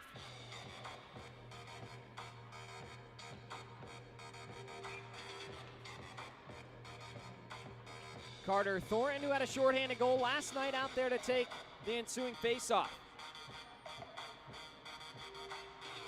Linesman pumped it once. Both players reset, and we're back underway. Mullins run into the wall by Mercurio. Now it's Fisher, and Mullins digging it out of the corner, up head to Thornton. Thornton turn it in an overdrive. Bangs it through Levac, who's able to recover and send it across. Here comes Martin. Back across the blue line. Holds. Back for Stuckless. Stuckless to the point for Levac. Levac surveys. Top of the key by the Keesler Federal logo. On to Kozirev. Mercurio on the backhand to the middle. And Martin just missed the net. The recovery opportunity, almost he was able to finish, is now Schlepp out of the box, heads to the bench. And Sharma comes up with another big save. Rahul Sharma having himself a period. As the shot scales continue to be tipped in the favor of the Bobcats, thanks to 4 minutes of power play time. They're 9-2 in favor of Blue Ridge here in the middle frame. 12:24 to go. Breakers are now 3 for 4 on the penalty kill tonight. Their kill has looked much better as of late. Hugo Koch on the half wall. Looking to use his body to shield it away from Andrioli. It goes to the far side for Faruseth. He steps around Flanagan into the offensive zone. Flanagan might have got a stick up high. Faruseth through the contact, dumps it in. Daly holding and backhands it down low for Faruseth. Faruseth to the high slot, shoots one.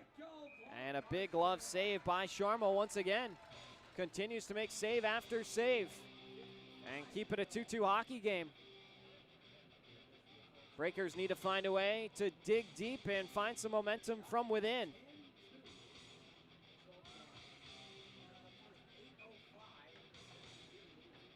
Fun night of hockey, or fun afternoon of hockey thus far, I should say.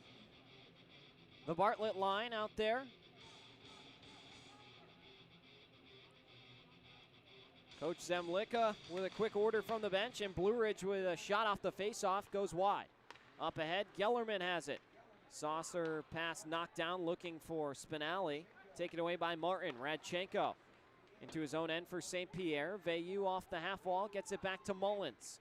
Mullins pedals away from the pressure, banks it back out to the neutral zone. Held onto by Radchenko. He steps in over the line. Radchenko rubbed off by Spinelli. Radchenko sticks with the puck. Spinelli blew a tire for a moment. Shot comes in. Rebound. Gallagher finds it and scores. Carson Gallagher. Rahul Sharma thought he was interfered with, and I'm not sure if he was in the blue paint or not. Charlie Penns may have to make a decision here with 11:20 to go. And it looks like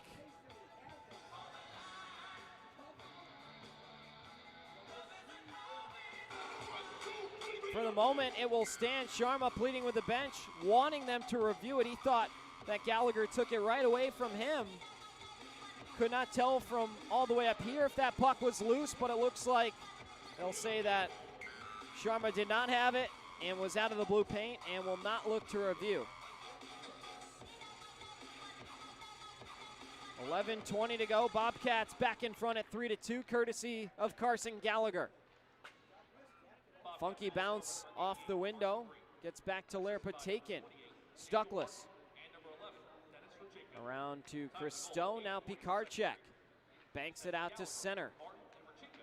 Hugo Koch with a huge hit over on the far side, and he's going to go for two now. There might be some more to this one. Erickson got blown up into the Blue Ridge bench, but that was a scary hit to the blind side, and in that awkward distance away from the wall, That always makes the contact scary. And so the Breakers will go shorthanded once again, already surrendering 2 goals in the period. And they will go to their 5th penalty kill of the night.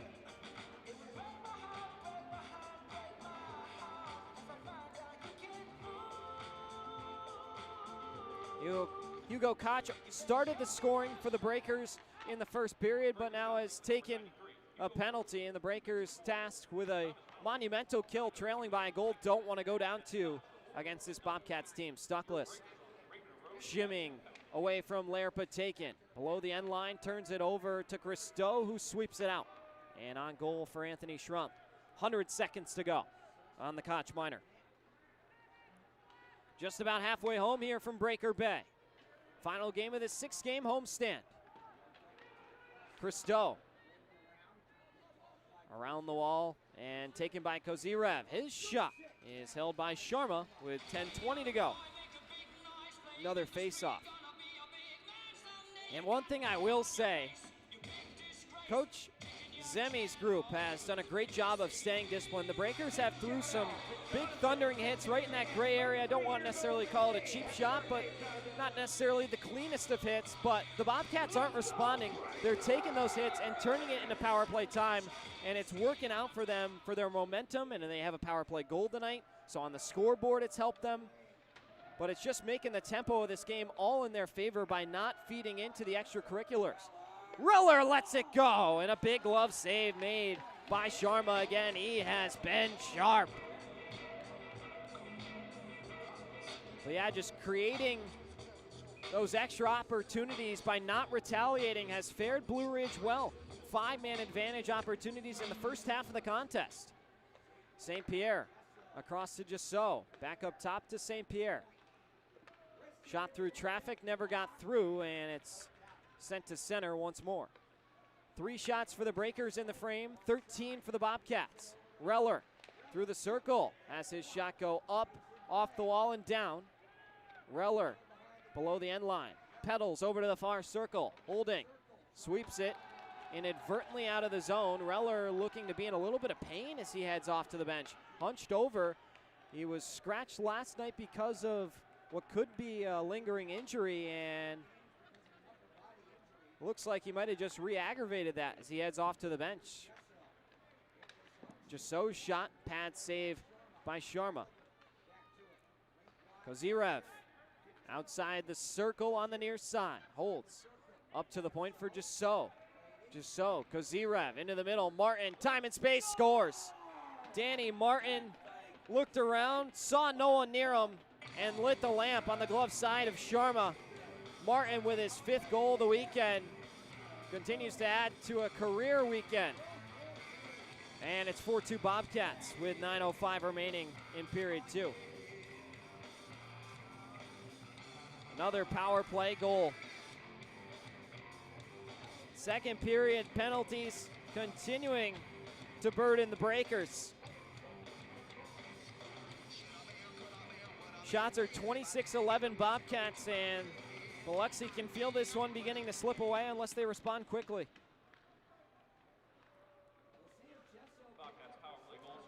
You need someone to step up and make a play. You need a great shift or a great individual effort to get back into the flow of this thing. To the near side. That's 299 points for Jasso with the assist there. So keep an eye out for him with an opportunity to hit a milestone. Radchenko almost turned it over to a lingering Gellerman.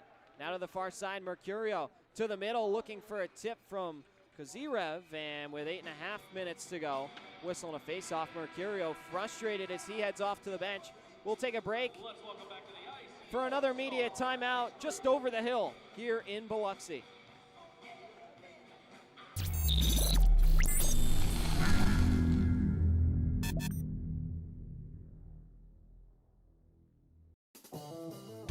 Looking for your next ride? Get more at Matt Bowers Hyundai Gulfport. Every new Hyundai comes with Matt's lifetime powertrain warranty on top of Hyundai's America's Best warranty and owner assurance.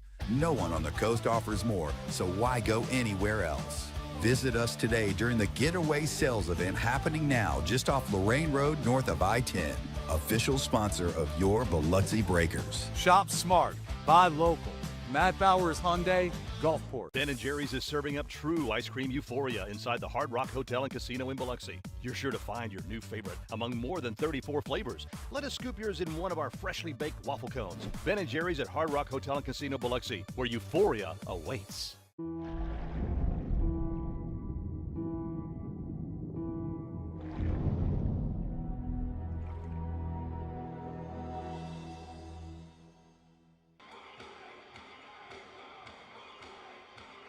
Eight and a half minutes to go.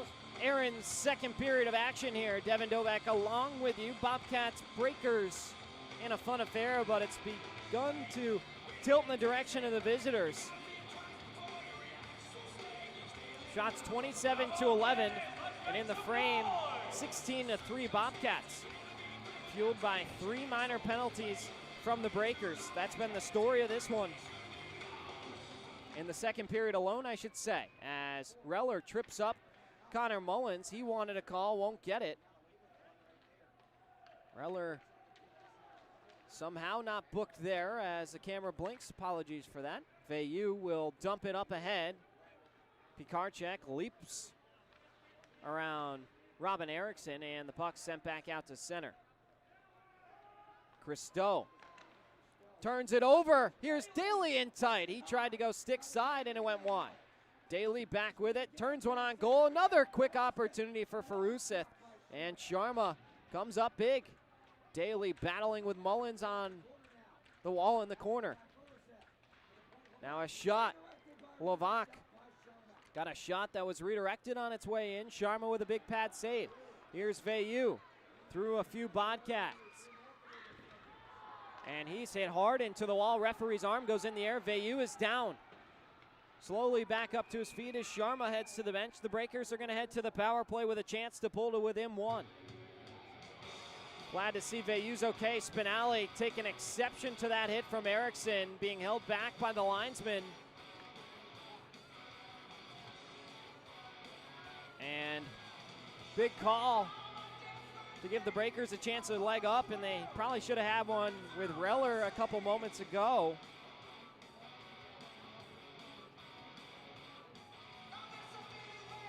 So we'll see what the Breakers can do heading to the power play for the second time tonight. They are 1 for 1. Power play goal last night and already one here tonight.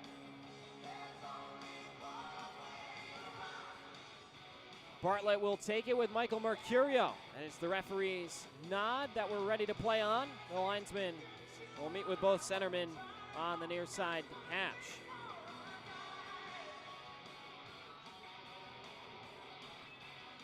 Puck is dropped, and a clean win out to Pikarczyk. He shakes off Mercurio, creates some space, and goes across. Now a good feed looking for Bartlett in the middle, cut off for a moment. It's a holding call against Robin Erickson. Koch sends one to the middle, blocked down by Mercurio, who felt that one for a moment. Now Stuckless the other way. Stoya took a swing at it, and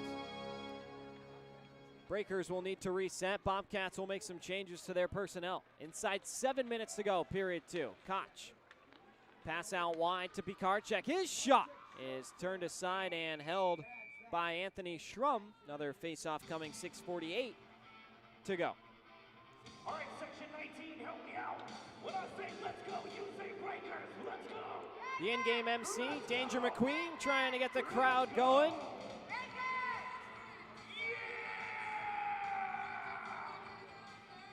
As I mentioned, not a large crowd here tonight for the matinee.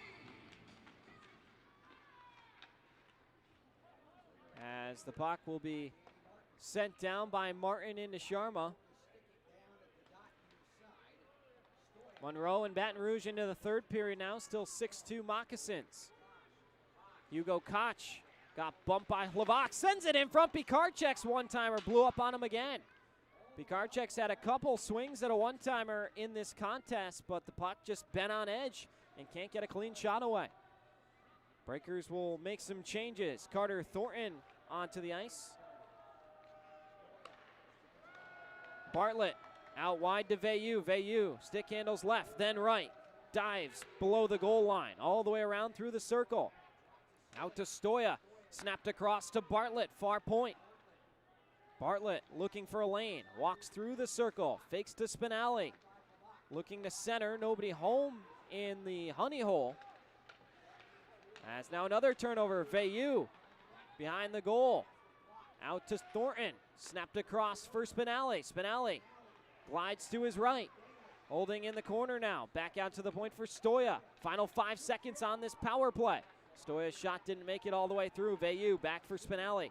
Look to step up, and now the Bobcats win it away. Erickson calling for it fresh out of the box. Pass in, get there in time, and Thornton reverses Erickson with a thundering hit and throws him into the wall. How about Carter? Thornton bringing the boom. Trey Fisher to the far side looking for Gellerman. The bigger they are, the harder they fall. And the penalty minutes leader for the Bobcats got cracked that time in deep. Stuckless through the middle. It took a funky bounce and an uncomfortable save off the neck of Rahul Sharma is able to draw a whistle. Breakers can't score in the power play. They trail by 2 as we had to break. Back in a moment.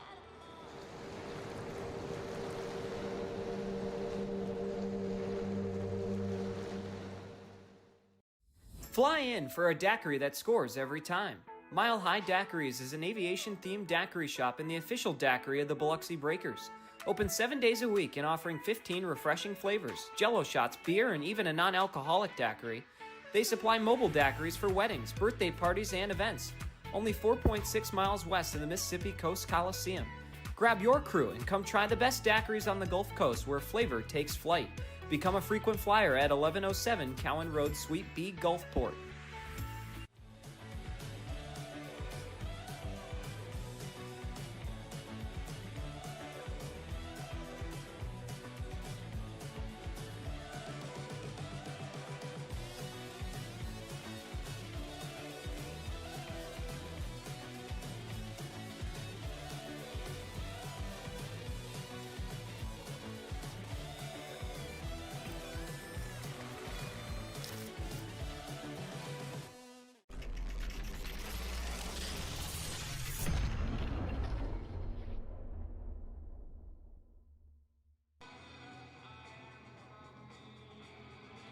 .453 to go. The score 4-2. Blue Ridge leads the Breakers, out shooting them 30-12. Breakers held to just 4 shots in the frame. The Bobcats have countered with 19 of their own.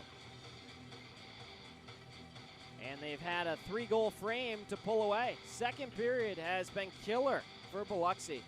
Hate to beat a dead horse, but it seems like they have a hot start in the opening 20, and then the second period is where they just sort of collapse, and the pressure shifts to the opposition. Pikarczyk off the wall, sends it ahead for Veilleux. Veilleux, drop pass for Christo. Christo gives it away to Mercurio, up to Stuckless. Stuckless looking for Mercurio to jump in the play. There he is. Big glove save, Rahul Sharma. Oh, he's been sensational tonight. He's had quite the workload here in this second frame, and he's come up big. Enough to keep his team in the hockey game. Mercurio up ahead. Sharma knocks it down. Christo pokes it to the corner. Pikarczyk will float it into the end wall so the Breakers can change. 4 minutes to go, period 2. Hugo Koch runs Andrioli down into the wall. Andrioli back up to his feet, recovers. Puck goes down low, but there's no Bobcats. Koch, Andrioli continuing to battle. They exchange some shoves.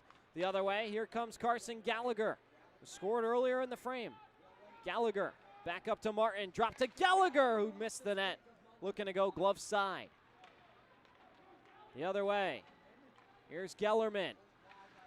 Motors his way down below the end line, lost a handle on the puck, and it's taken away. Mullins regathers at center, over to Flanagan, turned over to Gallagher. Flanagan steps up, takes it back, and Gellerman will sweep it in deep. 3 minutes to go, period 2. Hugo Koch and Carter Thornton below the end line, trying to win it back for Biloxi. Here's Slovak. The other way, gives it over to Martin. Into the skates of Slovak, taken by Just So. He shimmies his way in for 300, missed the net. Spinelli had a chance for a 2-on-1 to develop back the other way with Thornton and Bartlett, but couldn't thread it through. Gellerman floats it down in on goal, so no icing, and Schrum will take the whistle with 2:32 to go. In our Aaron's second period, that goes down as a shot on goal, just the 5th of the frame for Biloxi.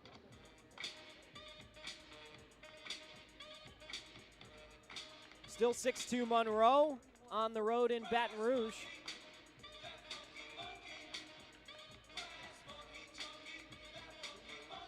Stoya will take it. Gellerman in the shooting position with Patakin and Spinelli behind him.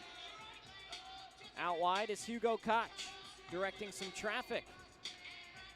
And the faceoff is won by the Bobcats.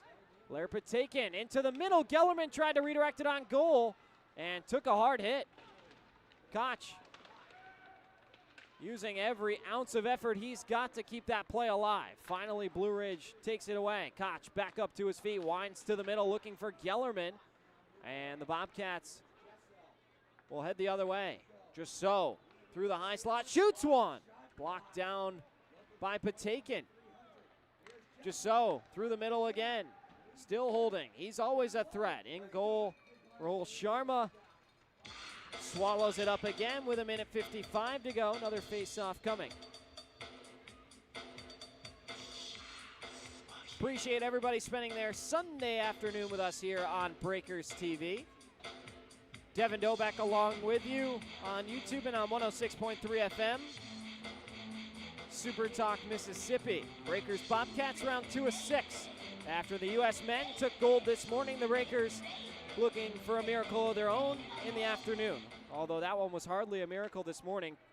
Definitely the 2 best teams in the world going at it, but Canada now second best. Pikarczyk on the backhand finds the goal, and Schrum with a sliding save keeps it out. To the point, Christo rocks and fires right into the chest of Schrum, and he'll hold for another draw. 1:36 to go.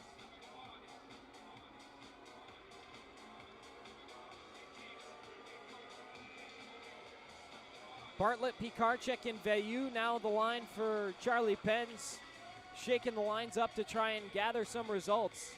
Something Eddie Olczyk said today on the Olympic broadcast is you're not looking to shift all the lines and have them all be perfect. You're looking to shift the lines and have one of them create one moment.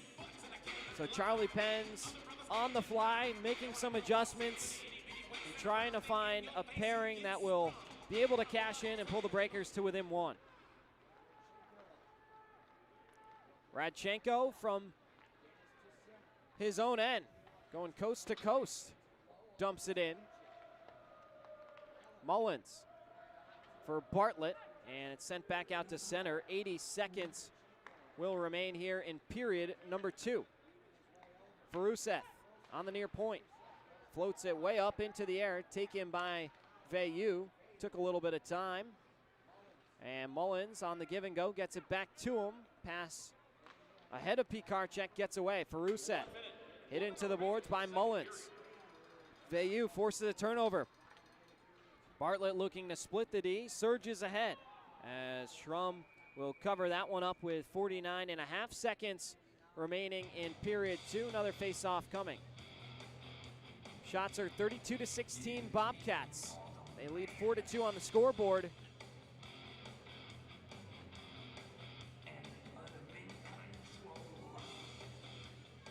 Thornton, Koch, and Stoya the unit.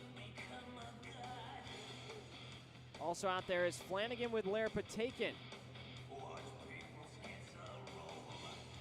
Can the Breakers find a late momentum booster? Held very quiet and dormant in this middle chapter. Mercurio leading a 3-on-2 the other way. His backhand feed goes down as a dump in. Looked like Faruseth needed a change anyway. Kozirev thought he had his stick held. We play on. Looked like a call could have been coming. Breakers dodge a bullet. Koch makes a move to his backhand centering feed. Had Thornton on the backside. It would have been a tough pass to complete. And held on to. Now the other way. Here come the Bobcats with 15 seconds to go. Good turnover forced by Flanagan. He's got Thornton ahead at the blue line. Thornton stays onside, waiting for help. Couldn't reverse the hit on Levac. Flanagan had the right idea to get the puck ahead to Thornton, but just couldn't find the right part of the blade in time. And we go to the second intermission. 4-2, the Bobcats with all 3 goals unanswered in the frame. Let's hear it for your Breakers! It's been a fun one. Coming up next, second intermission. Coastal Prince second intermission report coming up. We'll have Lucas Pikarczyk heading back up for the back half of his interview when we return. Don't go anywhere. Breakers, Bobcats, still plenty of time remaining here in Biloxi. We'll be back.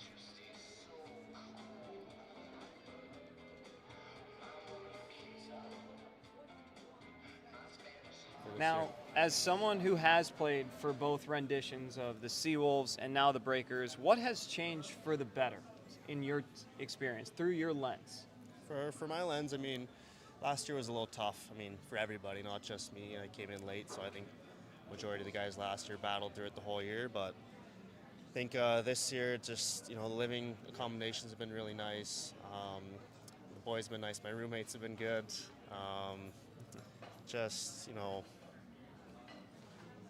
I think people are very supportive for this team to stay in Biloxi, and I like that, and it was a big reason for me to come back. That people want hockey here, and it's a great place to play, and I'm excited to try and keep hockey here, and hopefully have a good season.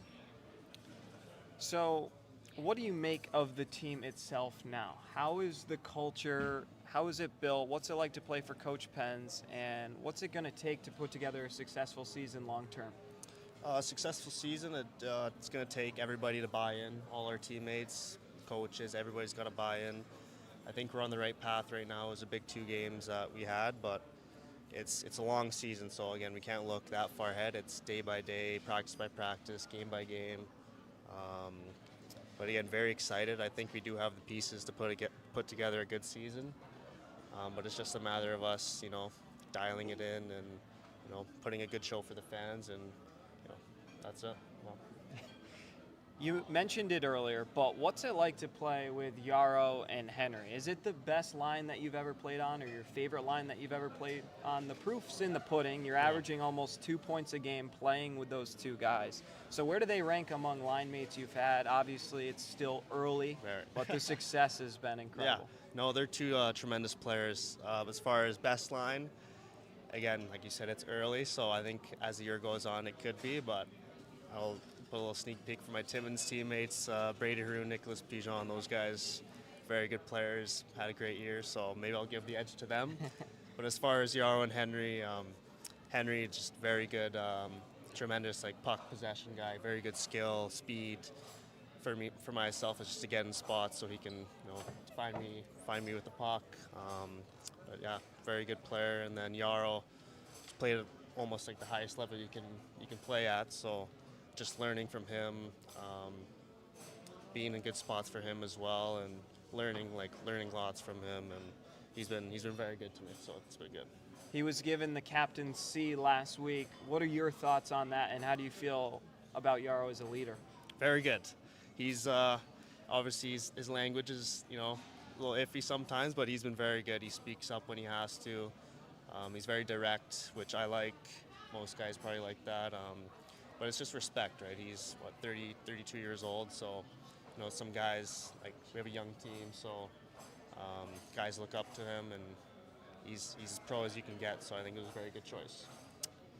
So we already talked about your numbers from last year into this season now, but I think everybody wants to hear about your overtime winner. So take us through it through your lens, start to finish. Take us through the play and the celebration afterwards, delivering the first win at Breaker Bay to the home fans. It had to be pretty cool. Yeah, it was super cool. So earlier on in the overtime, I had the puck and kind of turned it over, so that wasn't my plan, but it happens. And then a couple shifts later, with all that chaos of like, was it a goal, no goal, 2 times, we're kind of freaking out. The fans were loving it, and yes, I think a D-man was coming off, and I didn't really see anybody changing, so I just jumped on the ice. We had 3 forwards out there, and I was just dashing to the blue line, and Henry took some ice, took some space, found me just streaking in, gave me the puck, and I just tried to put a quick release past the goalie, and ended up working out for me. And celebration-wise, just it was super loud, which was very cool, and just trying to enjoy it and take it all in. Yeah, it was a pretty awesome goal. And yeah, you mentioned it earlier also. There were 2 goals that I think everybody in the arena thought went in for a moment. I was never so sure on the broadcast. I thought one was off the post. The Bondi one is the only one I really couldn't tell. Would have to take a much closer look at that. But then with all the chaos, like you said, to come down and find a home for it, have that whole crowd pop, like you said, had to be a pretty surreal feeling. But wrapping up here, Pies, what changes has Coach Penn's made this season? What do you like about what he's building, about his practices? Why is it the edge that you guys have? I think we're probably one of the fastest teams in the league, very conditioned. His practices are, they're fast-paced. I like that. They're fast. They're hard. He's very direct as well. He wants us to do good, which is a good thing.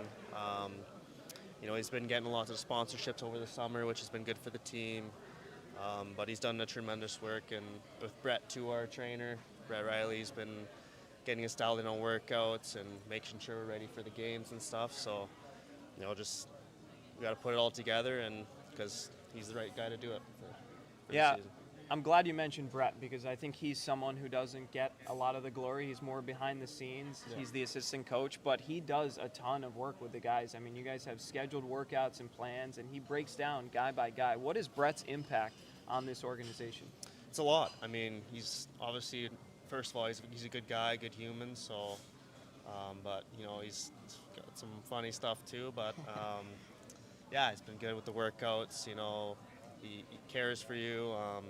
Finds out your strengths and weaknesses, so he's put together like a workout plan for each of us, and works us hard, which is a good thing. So ready for our workout tomorrow. If it's sprints or some plyos, we're going to be ready for it.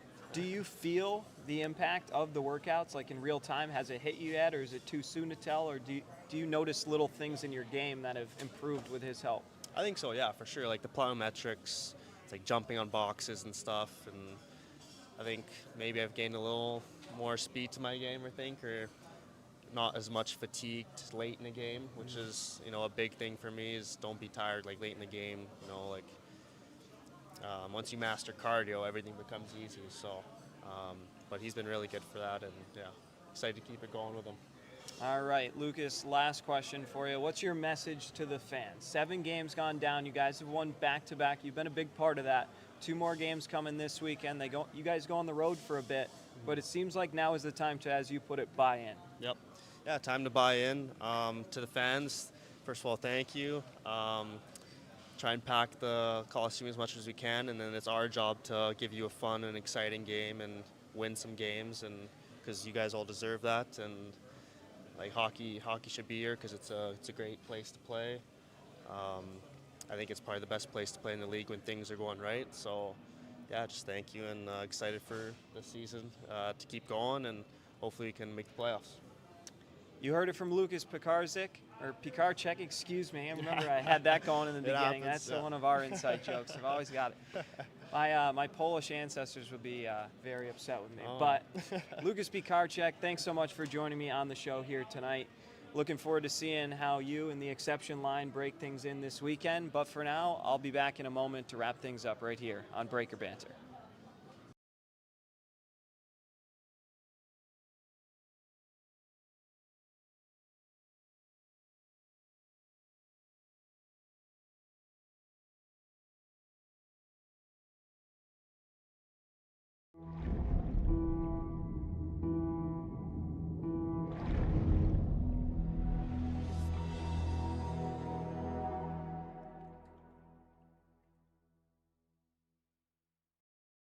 Strength isn't built in a single race.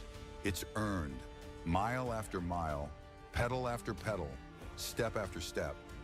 The same endurance that drives athletes to the finish line fuels the steady hands and sharp focus required in surgery.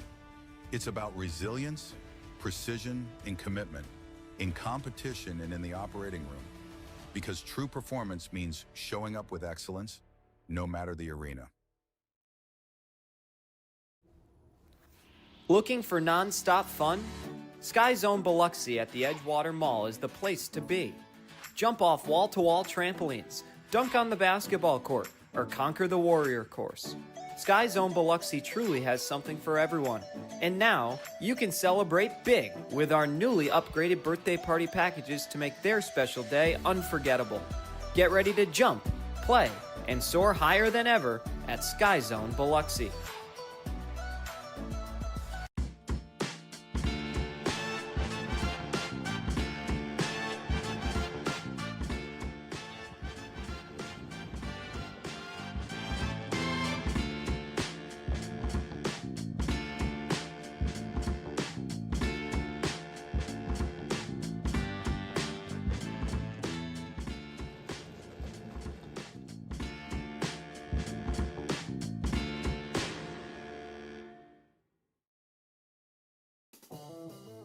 Looking for your next ride? Get more at Matt Bowers Hyundai Gulfport. Every new Hyundai comes with Matt's lifetime powertrain warranty on top of Hyundai's America's Best warranty and owner assurance. No one on the coast offers more, so why go anywhere else?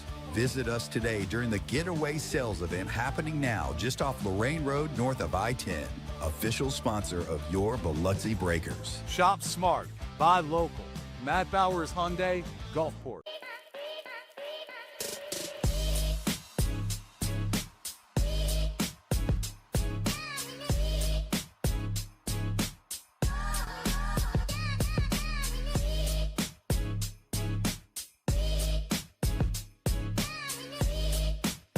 Ben & Jerry's is serving up true ice cream euphoria inside the Hard Rock Hotel and Casino in Biloxi. You're sure to find your new favorite among more than 34 flavors. Let us scoop yours in one of our freshly baked waffle cones. Ben & Jerry's at Hard Rock Hotel and Casino Biloxi, where euphoria awaits.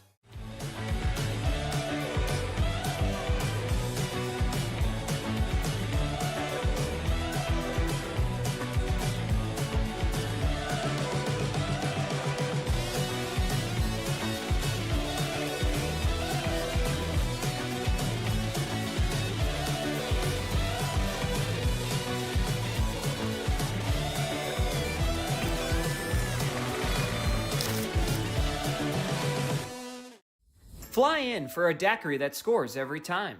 Mile High Daiquiris is an aviation-themed daiquiri shop and the official daiquiri of the Biloxi Breakers. Open 7 days a week and offering 15 refreshing flavors, jello shots, beer, and even a non-alcoholic daiquiri. They supply mobile daiquiris for weddings, birthday parties, and events. Only 4.6 miles west of the Mississippi Coast Coliseum. Grab your crew and come try the best daiquiris on the Gulf Coast where flavor takes flight. Become a frequent flyer at 1107 Cowan Road, Suite B, Gulfport. At Superior Optical Lab, we're proud to be certified as a service-disabled, veteran-owned small business and to provide quality eyewear to veterans to whom we all owe our freedom. Thank you for your service. Recharge your body. Reset your mind. Revive your spirit. At Revive and Thrive, every detail is designed to elevate your recovery and well-being.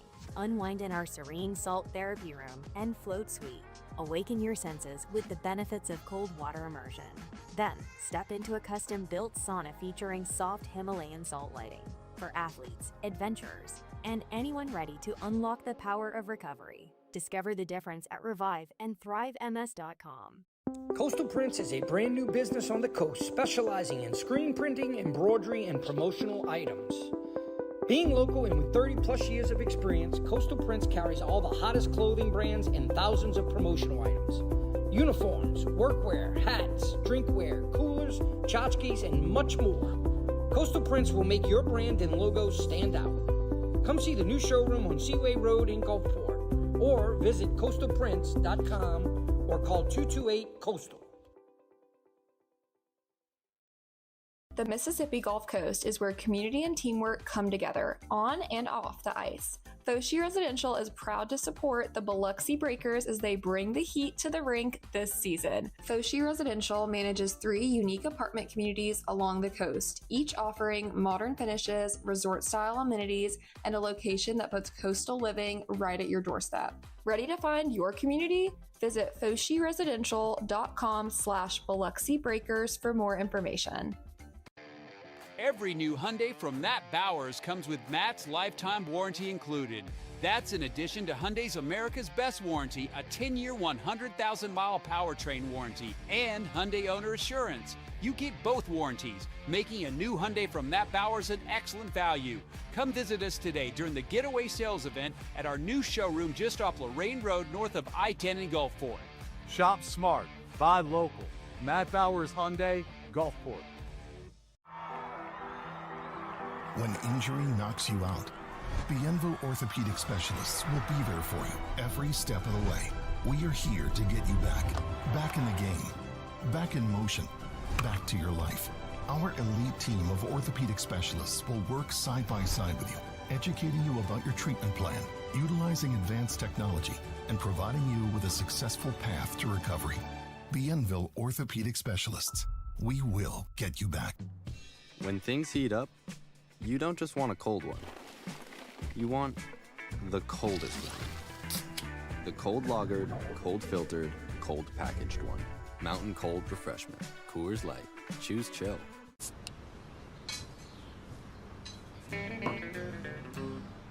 Hello out there, we're on the air. It's hockey night tonight. Tension grows, the whistle blows, and the puck goes down the ice. The goalie jumps and the players bump and the fans all go insane. Someone roars, Bobby scores. That's a good old hockey game. Oh, the old hockey game is the best game you can name. And the best game you can name is the good old hockey game. Where players dash and skates and flash, the home team trails behind. But they grab the puck and go bursting up, and they're down across the line. They storm the crease like bumblebees. They travel like a burning flame. We see them slide the puck inside. It's a good old hockey game.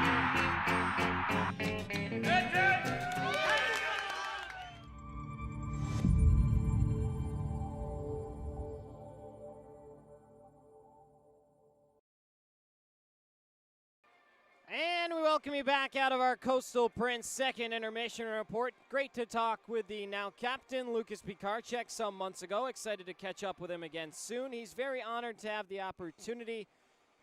And I made a little wager with him before the USA-Canada game last night. If the United States won, he's going to have to put on a Canada jersey, or he's going to have to put on a USA jersey. And if the Canadians won, I was going to have to wear a Canada jersey. Well, Pies, unfortunately, the Stars and Stripes are going to look real good on you, my friend. But neither here or there as we turn the page to our Half-Shell Oyster House third period. Let's jump in to our game summary. The Bobcats lead at 4-2 through 40 minutes in the first period at 3:42. Podrasov scored his second of the season to make it 1-0 Cats. The Breakers responded with back-to-back goals to close out the period at 5:53. Hugo Koch with his first since joining Biloxi, and then Ross Bartlett at 18-17 on the power play with his third since joining the Breakers. Made it 2-1. To the intermission we went. The shots 11-8 Bobcats. Second period, 3 minor penalties in the first 10 minutes for the Breakers. At 2:23, Stuckless scores on the power play, his 16th of the season. Then Gallagher at 8:40 with his 4th of the year. And then Martin on the power play with his 5th of the weekend, 19th of the season.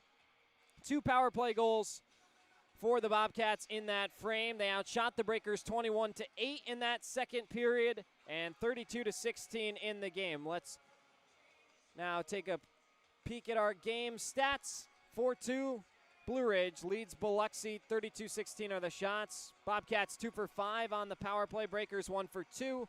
10 penalty minutes for Biloxi, 4 for Blue Ridge. Teams are back on the ice and set to go for period number 3 here inside the Coast Coliseum.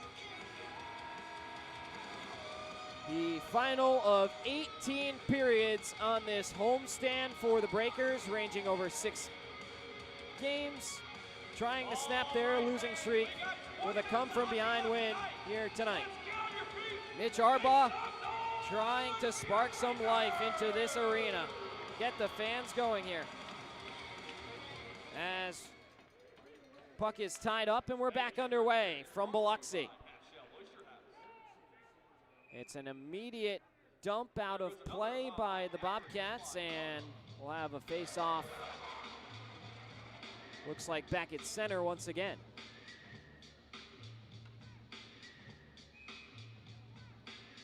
Monroe Moxon's really opening things up on the Zydeco. 8-2 in the third period, as we mentioned. Puck is down again. And Blue Ridge controls. They will chip it ahead in deep. Sharma way out of his cage to play it. He's got to be careful. Just so was lingering there. Sharma scurries back to his cage. Spinelli up ahead to Flanagan. Banked out to center and taken by Erickson, who finds Martin to the near side for Just so. Just so all the way around the world. Picked up by Gallagher.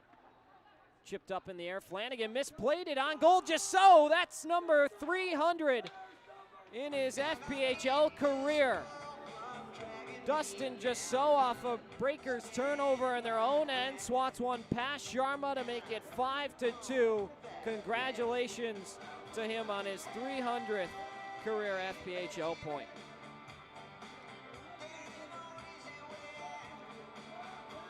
Took only 39 seconds for Blue Ridge to extend their lead. A tough, deflating start for the Biloxi Breakers. 4 unanswered goals for the Bobcats. They're really going to have to find a way to climb back into this thing in a hurry. Show some relentlessness. Here's Stoya across the line looking for Koch. Finds him. Koch in front looking for Pikarczyk, who jams it on goal. And it's held by Schrum. Just so from Gallagher and Martin. That unit is clicking on all cylinders. Excuse me. Stoya and Mercurio this time. And it's won by Mercurio.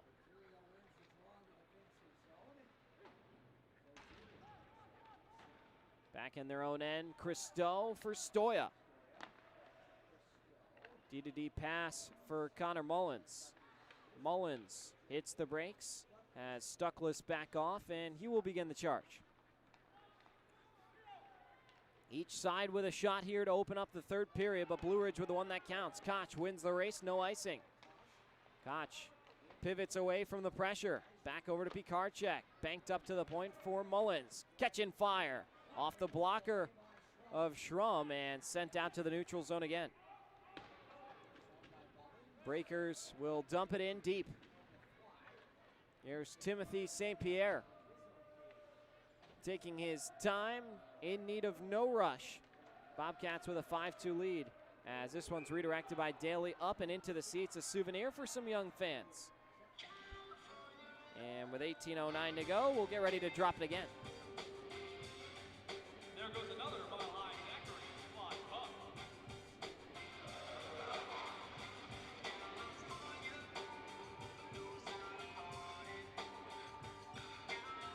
It's a mile-high Daiquiri puck out of play.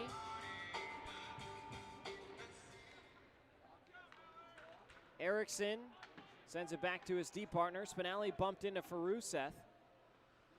Patakin around the wall to Thornton. Snap to the tape of Schlepp. A little trouble handling it. Gives it away to Erickson once again.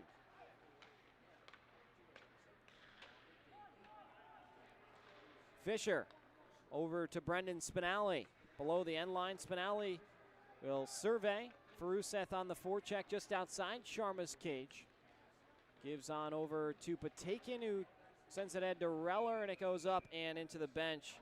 There goes another mile-high With 17:31 to go. Another mile-high Daiquiri puck out of play. Draw comes out to center.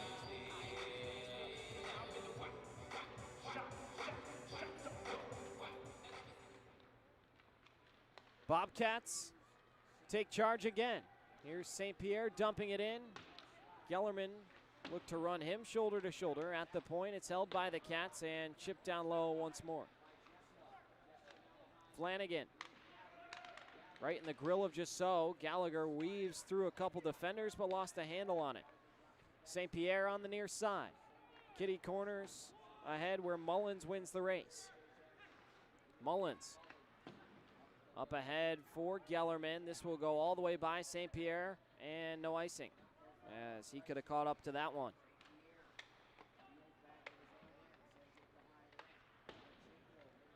Radchenko around the wall for Gallagher. Gallagher snaps it to the near side for Just So. Christo and Just So battling in the corner. Brendan Spinelli out wide with some room, takes it and begins his charge back the other way. Veilleux on the forecheck. Kicks it away from Gallagher for a moment, but he regathers and gets it to Radchenko. Here's Dennis Radchenko from north to south. His quick shot whistles over the crossbar and wide. Podrezov has his pocket pick. Stoya nudges it away from Mercurio, and Radchenko will slow things down once more. Pikarczyk on the forecheck. Runs right into Andrioli. An awkward collision there. Pikarczyk touching up on side. Will head back down below the end line. 4 minutes and 15 seconds gone by in our Half-Shell Oyster House third period. Sharma makes another quick save there. Blue Ridge does not have nearly as many shots as last night as Thornton's drive goes way up and into the seats with 15:33 to go. Another mile-high daiquiri puck out of play. They've had the quality ones. All kinds of opportunities, capitalizing on the power play, taking advantage on turnovers.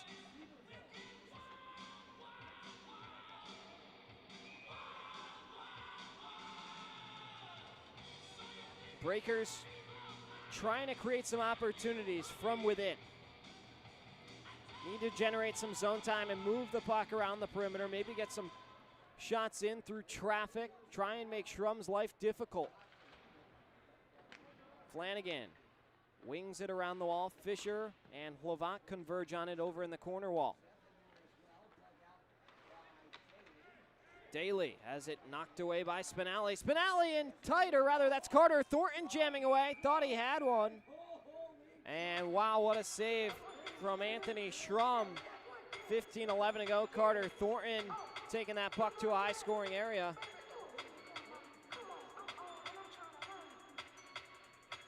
And we'll get ready for another offensive zone draw for the Breakers.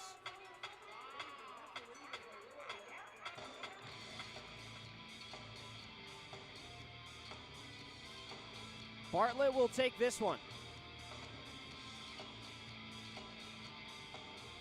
Referees with a quick conference over in the far circle. Not sure what that could be in regards to.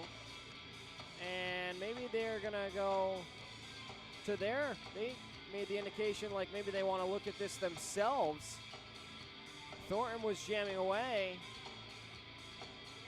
And we'll see if they're going to go in between the glass and review it. Jeff Carmen, the off-ice official, down in between the glass.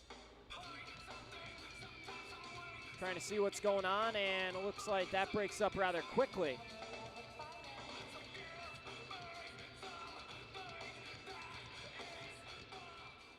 And so we'll go again. Fisher, centering pass out of Bartlett. He ripped it off the top of Shrum's glove and then off the post. Bartlett, nice hit down in the corner now, keeping the play alive. Thornton up to the point for Flanagan. In front, Bartlett redirected it up and wide. Bartlett, nice hit down into Daly in the end wall. Patakin keeps it alive up to Thornton. Patakin once again shoots. Feruseth, run into by Flanagan. Reller, back the other way. Odd numbers for the Bobcats. Reller whistles one over the crossbar. Breakers north to south the other way. A 3-on-2 brewing. Charlie Penn's trying to will them forward. You hear him from the bench.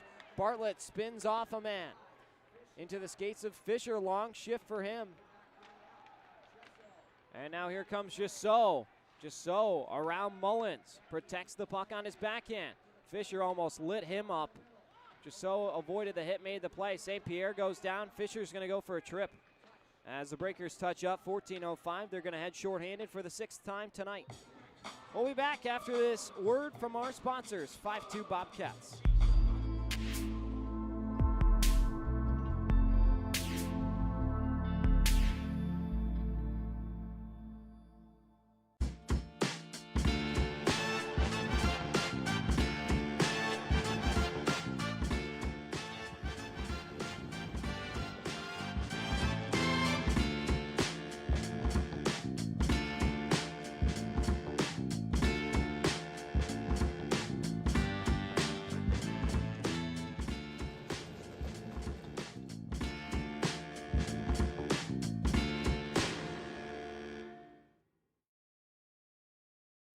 Strength isn't built in a single race. It's earned, mile after mile, pedal after pedal, step after step. The same endurance that drives athletes to the finish line fuels the steady hands and sharp focus required in surgery. It's about resilience, precision, and commitment, in competition and in the operating room. Because true performance means showing up with excellence, no matter the arena.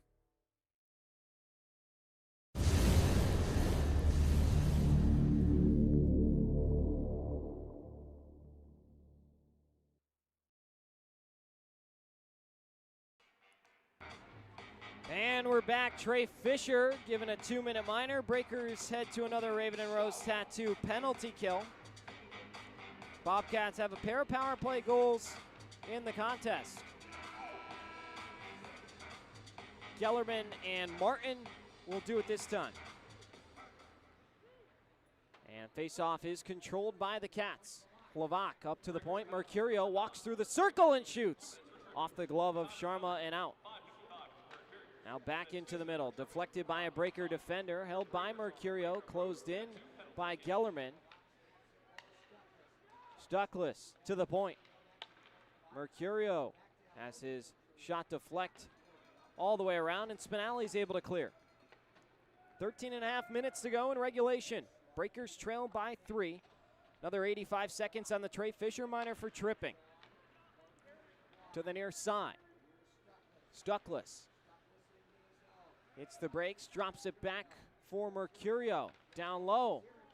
Good opportunity is poked up, and the other way. Here's Thornton shorthanded through the official who's in the way. Thornton shoots, and the save's made by Schrum. The linesman got in the way of Thornton's path there. Just an unfortunate place to be. And we play on. Kozirev to the middle. Gallagher shoots and just missed on the stick side. St. Pierre holding out wide. Knocked away by Thornton, who goes out for a change. Mercurio holding. 33 seconds to go on the penalty. Reller being taunted here in Biloxi. Fans are continuing to be relentless. Credit to them. Another one-timer. Sharma comes up with a big save from his right to his left.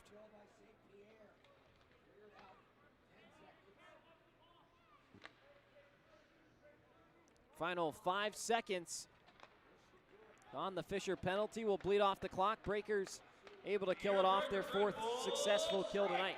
That's another successful Raven and Rose tattoo penalty kill. Daly for just so.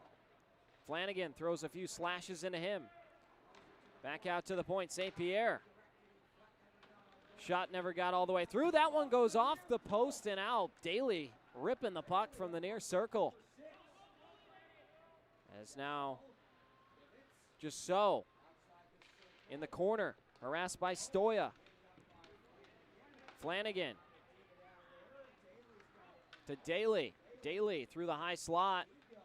Somehow not taken down by Mullins. That could have been trouble. Daly into his own teammate. Bobcats loaded on one side of the ice. Reller in the corner. Spins it out to the point, and it gets through everybody back out to the neutral zone. 11 minutes, 11 seconds to go. Just so. to Reller. Reller redirected it, but not on net. Here's Veilleux, chipping it ahead to go chase. Andrioli closes him off. Koch, drop pass to Stoya. Stoya to his backhand, can't get a shot away. Breakers gotta create some shots on goal. Stoya, that was a great passing play, beginning with Koch and Veilleux. Just gotta pull the trigger.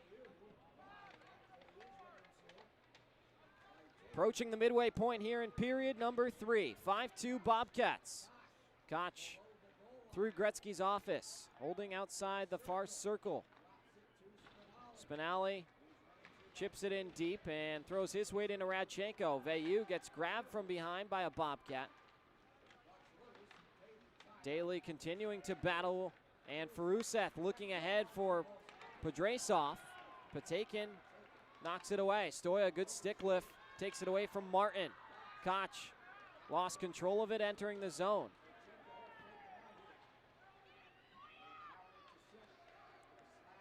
Radchenko bounces off the Bartlett hit. Stoya will wrap it in deep once again. Bartlett stapled into the glass. Radchenko got him good. Gellerman centering pass, nobody home. And now here comes Danny Martin over the line. Faruseth sets a pick in front. It goes wide on the glove side of Sharma. Thornton looking to thread it through to Gellerman. Faruseth will send it back and the D will reset. 9:15 to go in regulation. Breakers trail 5-2. Bobcats scored less than a minute into period 3 to extend their lead. Martin over to Erickson. His shot blocked by Christo, held by Hlavak. Goes over for Kozyrev. They score. Tic-tac-toe goal once again. It's Nick Stuckless once again with his second of the night. With inside 9 minutes to go, the Bobcats get another and make it 6-2. 5 unanswered goals for the visitors. That slow start to the second period, fueled by 3 minor penalties, has just really continued to bite the Breakers in the butt. Shots are 5 apiece, 38-21 in favor of the Bobcats, but 5 apiece in the third period. Stuckless on hat-trick watch once again. Here's Mercurio, and he's caught offside. That will be immediate timeout. We'll take it. Stuckless with his second of the night adds another, and the Bobcats lead it 6-2. We'll be back in a moment.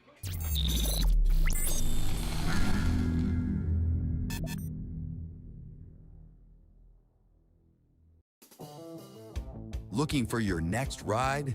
Get more at Matt Bowers Hyundai Gulfport. Every new Hyundai comes with Matt's lifetime powertrain warranty on top of Hyundai's America's Best warranty and owner assurance. No one on the coast offers more, so why go anywhere else?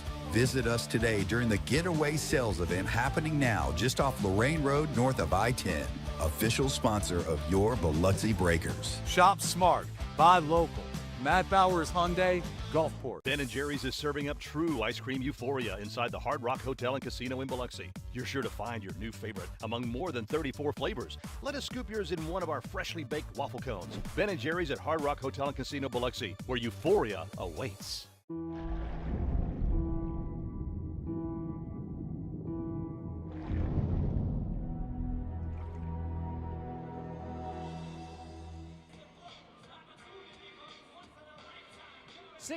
Blue Ridge leads it over Biloxi.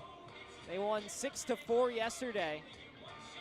All but 4 wins against the Breakers this season, so I guess all but 4 of their losses have come when an opponent has scored 5 or more goals. That's proved to be a theme this weekend as well, unless they're able to pull off what would be a miracle of a comeback here into the back half of period 3.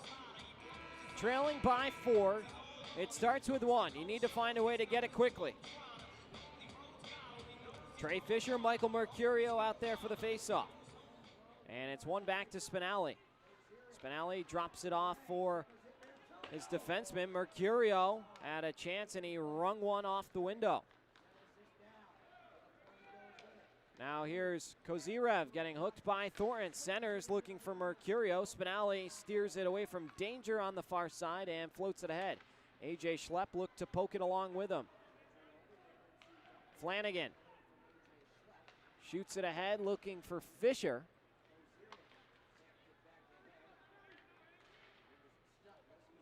Fisher once again through the logo.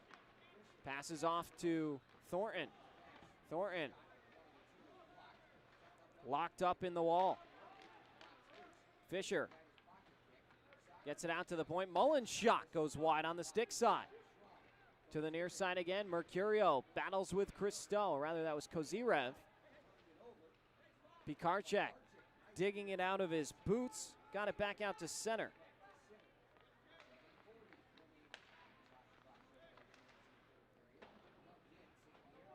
And now all the way around to the end wall goes the puck. Blue Ridge with inside 7.5 minutes to go, trying to play the possession game away from Biloxi. Christo over the line will dump it in. Koch in pursuit of the puck on the forecheck. St. Pierre slides it around the bottom of the boards. Feruseth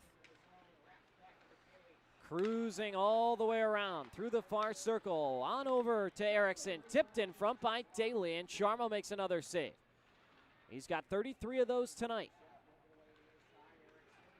Erickson through traffic. Sharma grabs it inside the logo on his chest with 6:50 to go. We got another face-off coming. I would imagine the Monroe-Baton Rouge game has gone final by now. The score there, 8-2 Moccasins. So they're back in first place in the Continental Division.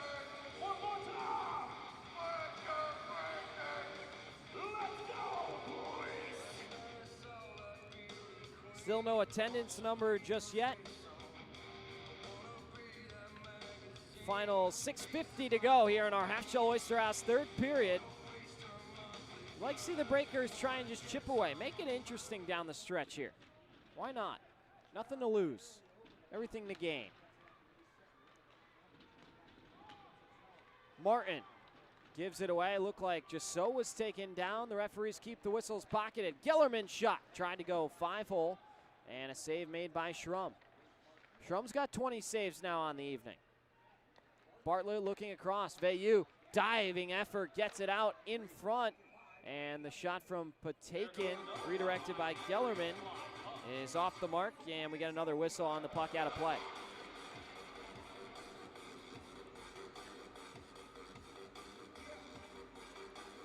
Breakers will keep the same personnel out there. Patakin and Flanagan the pair, with Veilleux, Bartlett, and Gellerman the line. Who can capitalize? What it comes down to. Chipped in to St. Pierre.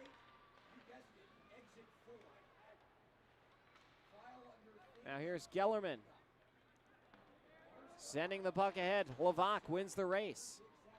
Up ahead, we're Jasso. Guides around a couple. Breakers. Wow, get out of his way. Here he comes.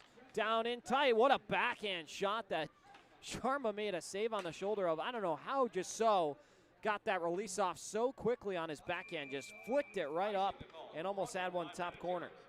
Another Ben and Jerry's icing will send the puck back to the circles.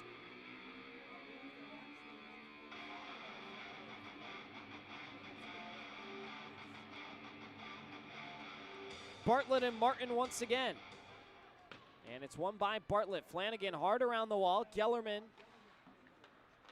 can't keep it on his blade, and there's Jasso taking it back. Jasso shimmies and shakes away from Bartlett. Now the other way, around Veilleux. Being held by Jasso. He sends it back around to the near side. Bartlett looking for Patakin. Jasso. Sharma's net came off its bearing, so the whistle blew the play dead with 5:23 to go. And the Breakers catch a break. A.J. Schlepp had cowboyed over the boards. Now he'll return.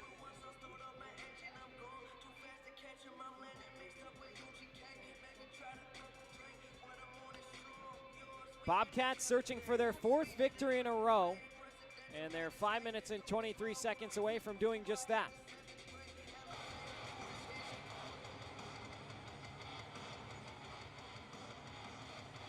Breakers on the verge of losing their 13th in a row. Their last win came on January 9th. It's been quite some time. This fan base hungry for a win. And Sharma with another brilliant save. Down doing the full splits there, it looked like. But the Breakers played a solid first period. They just lost all their mojo, all their momentum in that second. This team can find a way to put it together. They're going to find a way to give some teams a run for their money down the stretch and maybe play spoiler if the playoffs will dwindle, if the playoff hopes will dwindle. It's our final media timeout. We'll take it. Breakers trail by 4. Back in a moment.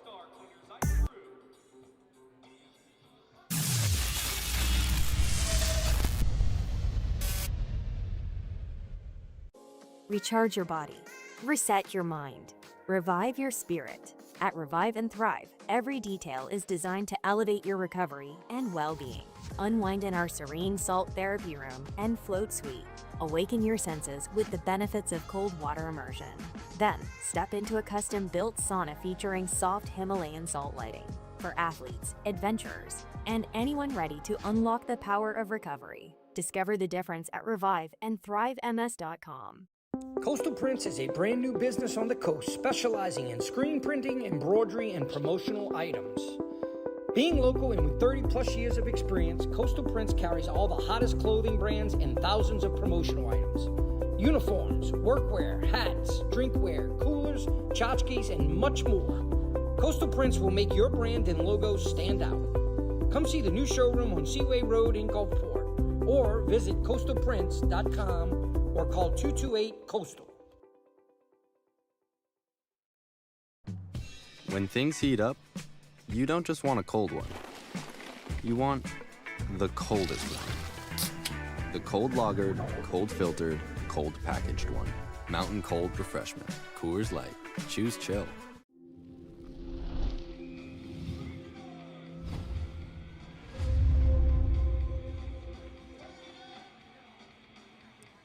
.458 to go in regulation. Devin Dobek along with you on Breakers TV and on 106.3 FM. Bobcats right off the face-off. Dangling tight. Gallagher's quick shot. The rebound. Sharma makes the save. Another follow from Stuckless on goal. Mercurio. Save made by Christo. Sharma's still down as Fisher rips it out. That was actually Connor Mullins who made a goal-saving play, diving in front of the goal to knock it away. Great play from Connor Mullins. Here's Spinelli. Over the line to Schlepp. Schlepp shoots one. Blocker save made by Schrum. 4 minutes and 20 seconds to go. Thornton looking to pirouette around a defender. Got shoved off the puck. Schlepp one touch looking for Thornton. Is turned back over. Mercurio back to work. Looking for an option. Finds Feruseth. He dances in. One-timer. They score. Holy cow, what a rocket from Brandon Reller. His 13th of the season is a lucky one. A blast off a vacant puck that bled through the high slot and was pounded on goal. And Blue Ridge, with 6 unanswered goals and 3 in the third period, have made it 7-2.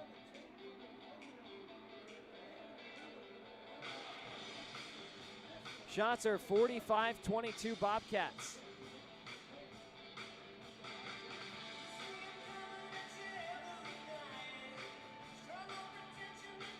They continue to pour on the pressure.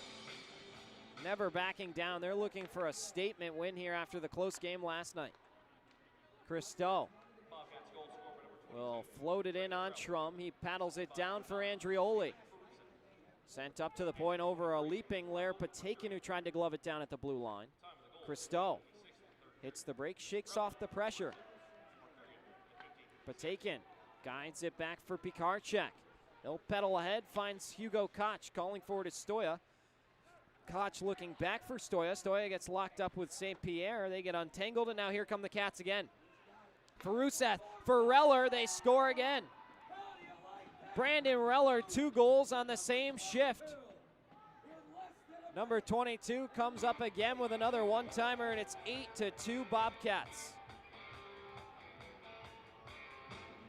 Just breakdowns in the neutral zone. Biloxi getting aggressive, and it's leading to odd man rushes that Blue Ridge is cashing in on. Rahul Sharma, the numbers might not say it tonight, but he's been exceptional.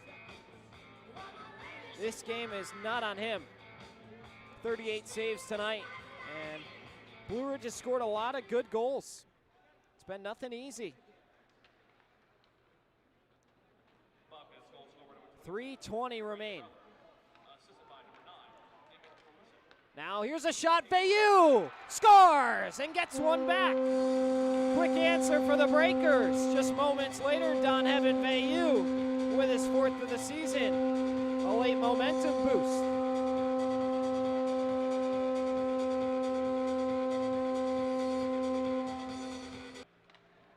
Sent down to the zone for Jasso. Scored his 300th FPHL point earlier in the evening.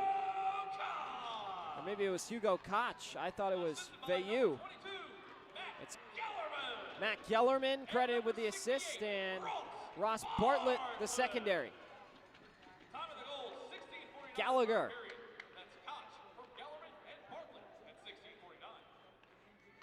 The other way. Thornton picks it off. 3-on-2 brewing for the Breakers. Out to Bayou. Bayou shoots, and he missed the net. Now down low. Here's Martin once again. Dangles into the middle, and Spinelli outweighted him. Good patience from Spinelli to win the puck battle. Blue Ridge had to wait, as they would have been offside that time. Now Thornton the other way, towards the goal. Levac able to recover on his horse and make a play. They do give the goal to Koch. I thought for sure it was Don Heaven Bayou. Mercurio shot in and out of the glove of Sharma. Yeah, it was Bayou, so they are going to have to correct that one.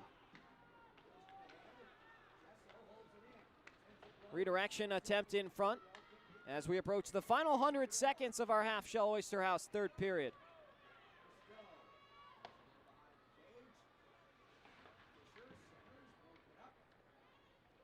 On the near side, A.J. Schlepp mixing in a shift. Sends it down low for Fisher. Fisher digs it out of his cleats on over to Thornton. Ripped to the point for Christo. Down low for Schlepp. Schlepp lost a handle on it, gets it back below the end line. Then rubbed off. Fisher has it. Fisher shoots. And it goes up and into the glass.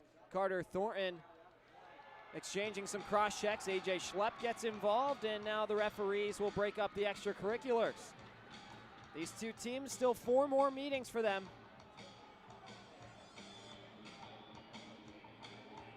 Could be a good preview of what's to come. Physical series. Thornton continuing to shove. And he's probably going to earn some sort of misconduct penalty if he continues, as they both head back to the bench. Thornton now talking to the entire Bobcat bench.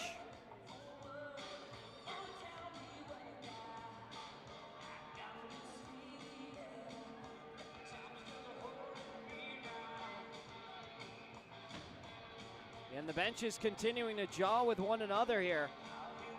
Keep an eye out when the final buzzer sounds. I have a feeling there might be a couple more words exchanged. Now A.J. Schlepp is going to be sent down the tunnel. Must have gotten his money's worth with whatever he said, because he's sent off again.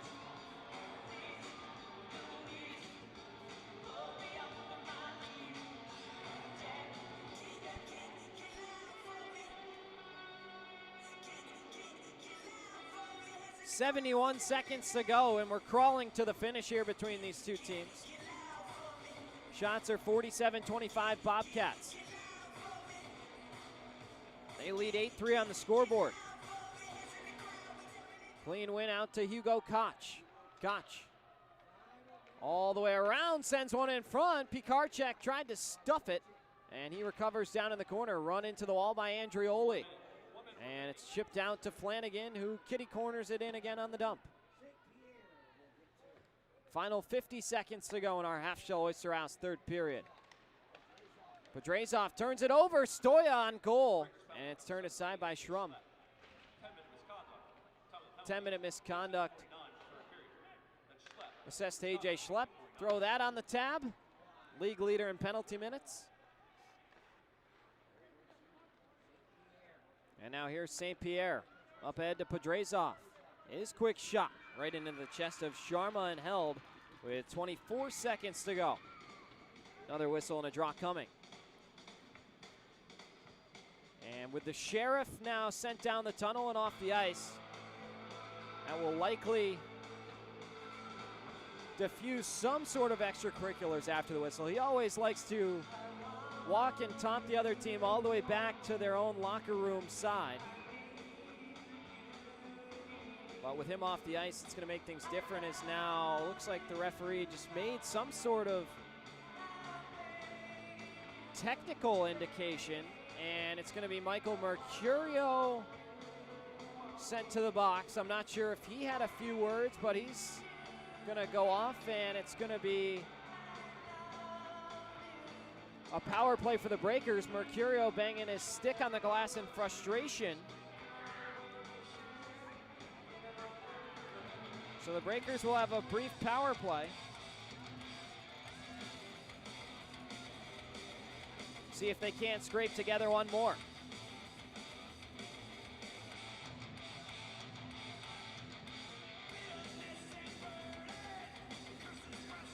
And it looks like McHugh's going to head over to the box to serve the penalty.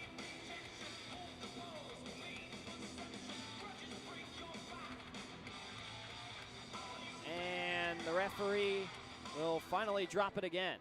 Comes right in on Schrum, and it's banked all the way back down towards Rahul Sharma. Final 15 seconds to go. Matt Stoya will begin the charge. And it's an unsportsmanlike conduct penalty officially assessed to Mercurio. And a 10-minute game misconduct as well. Final couple seconds. Bartlett, one more chance on goal, and Schrum makes the save. That will do it. The Blue Ridge Bobcats win by a final of 8-3.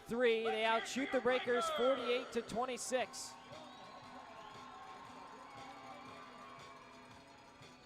A tough night of hockey for the Breakers, as everybody will go to their locker rooms.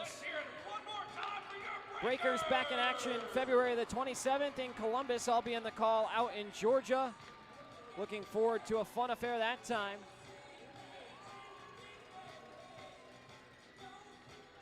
But for now, they're going to have a long week to figure out some practice and see what's going on. Going up against the very hot Columbus River Dragons for a home and home. Blue Ridge Bobcats jump into third place. Sole possession of third place. And in the Empire Division standings, it's a tight race, so a big win for them. But that will just about do it for our third and final period here. Once again, the final score 8-3. Blue Ridge takes down Biloxi. On behalf of our entire production team here, my name is Devin Dobek, the voice of the Breakers, saying so long. And always remember,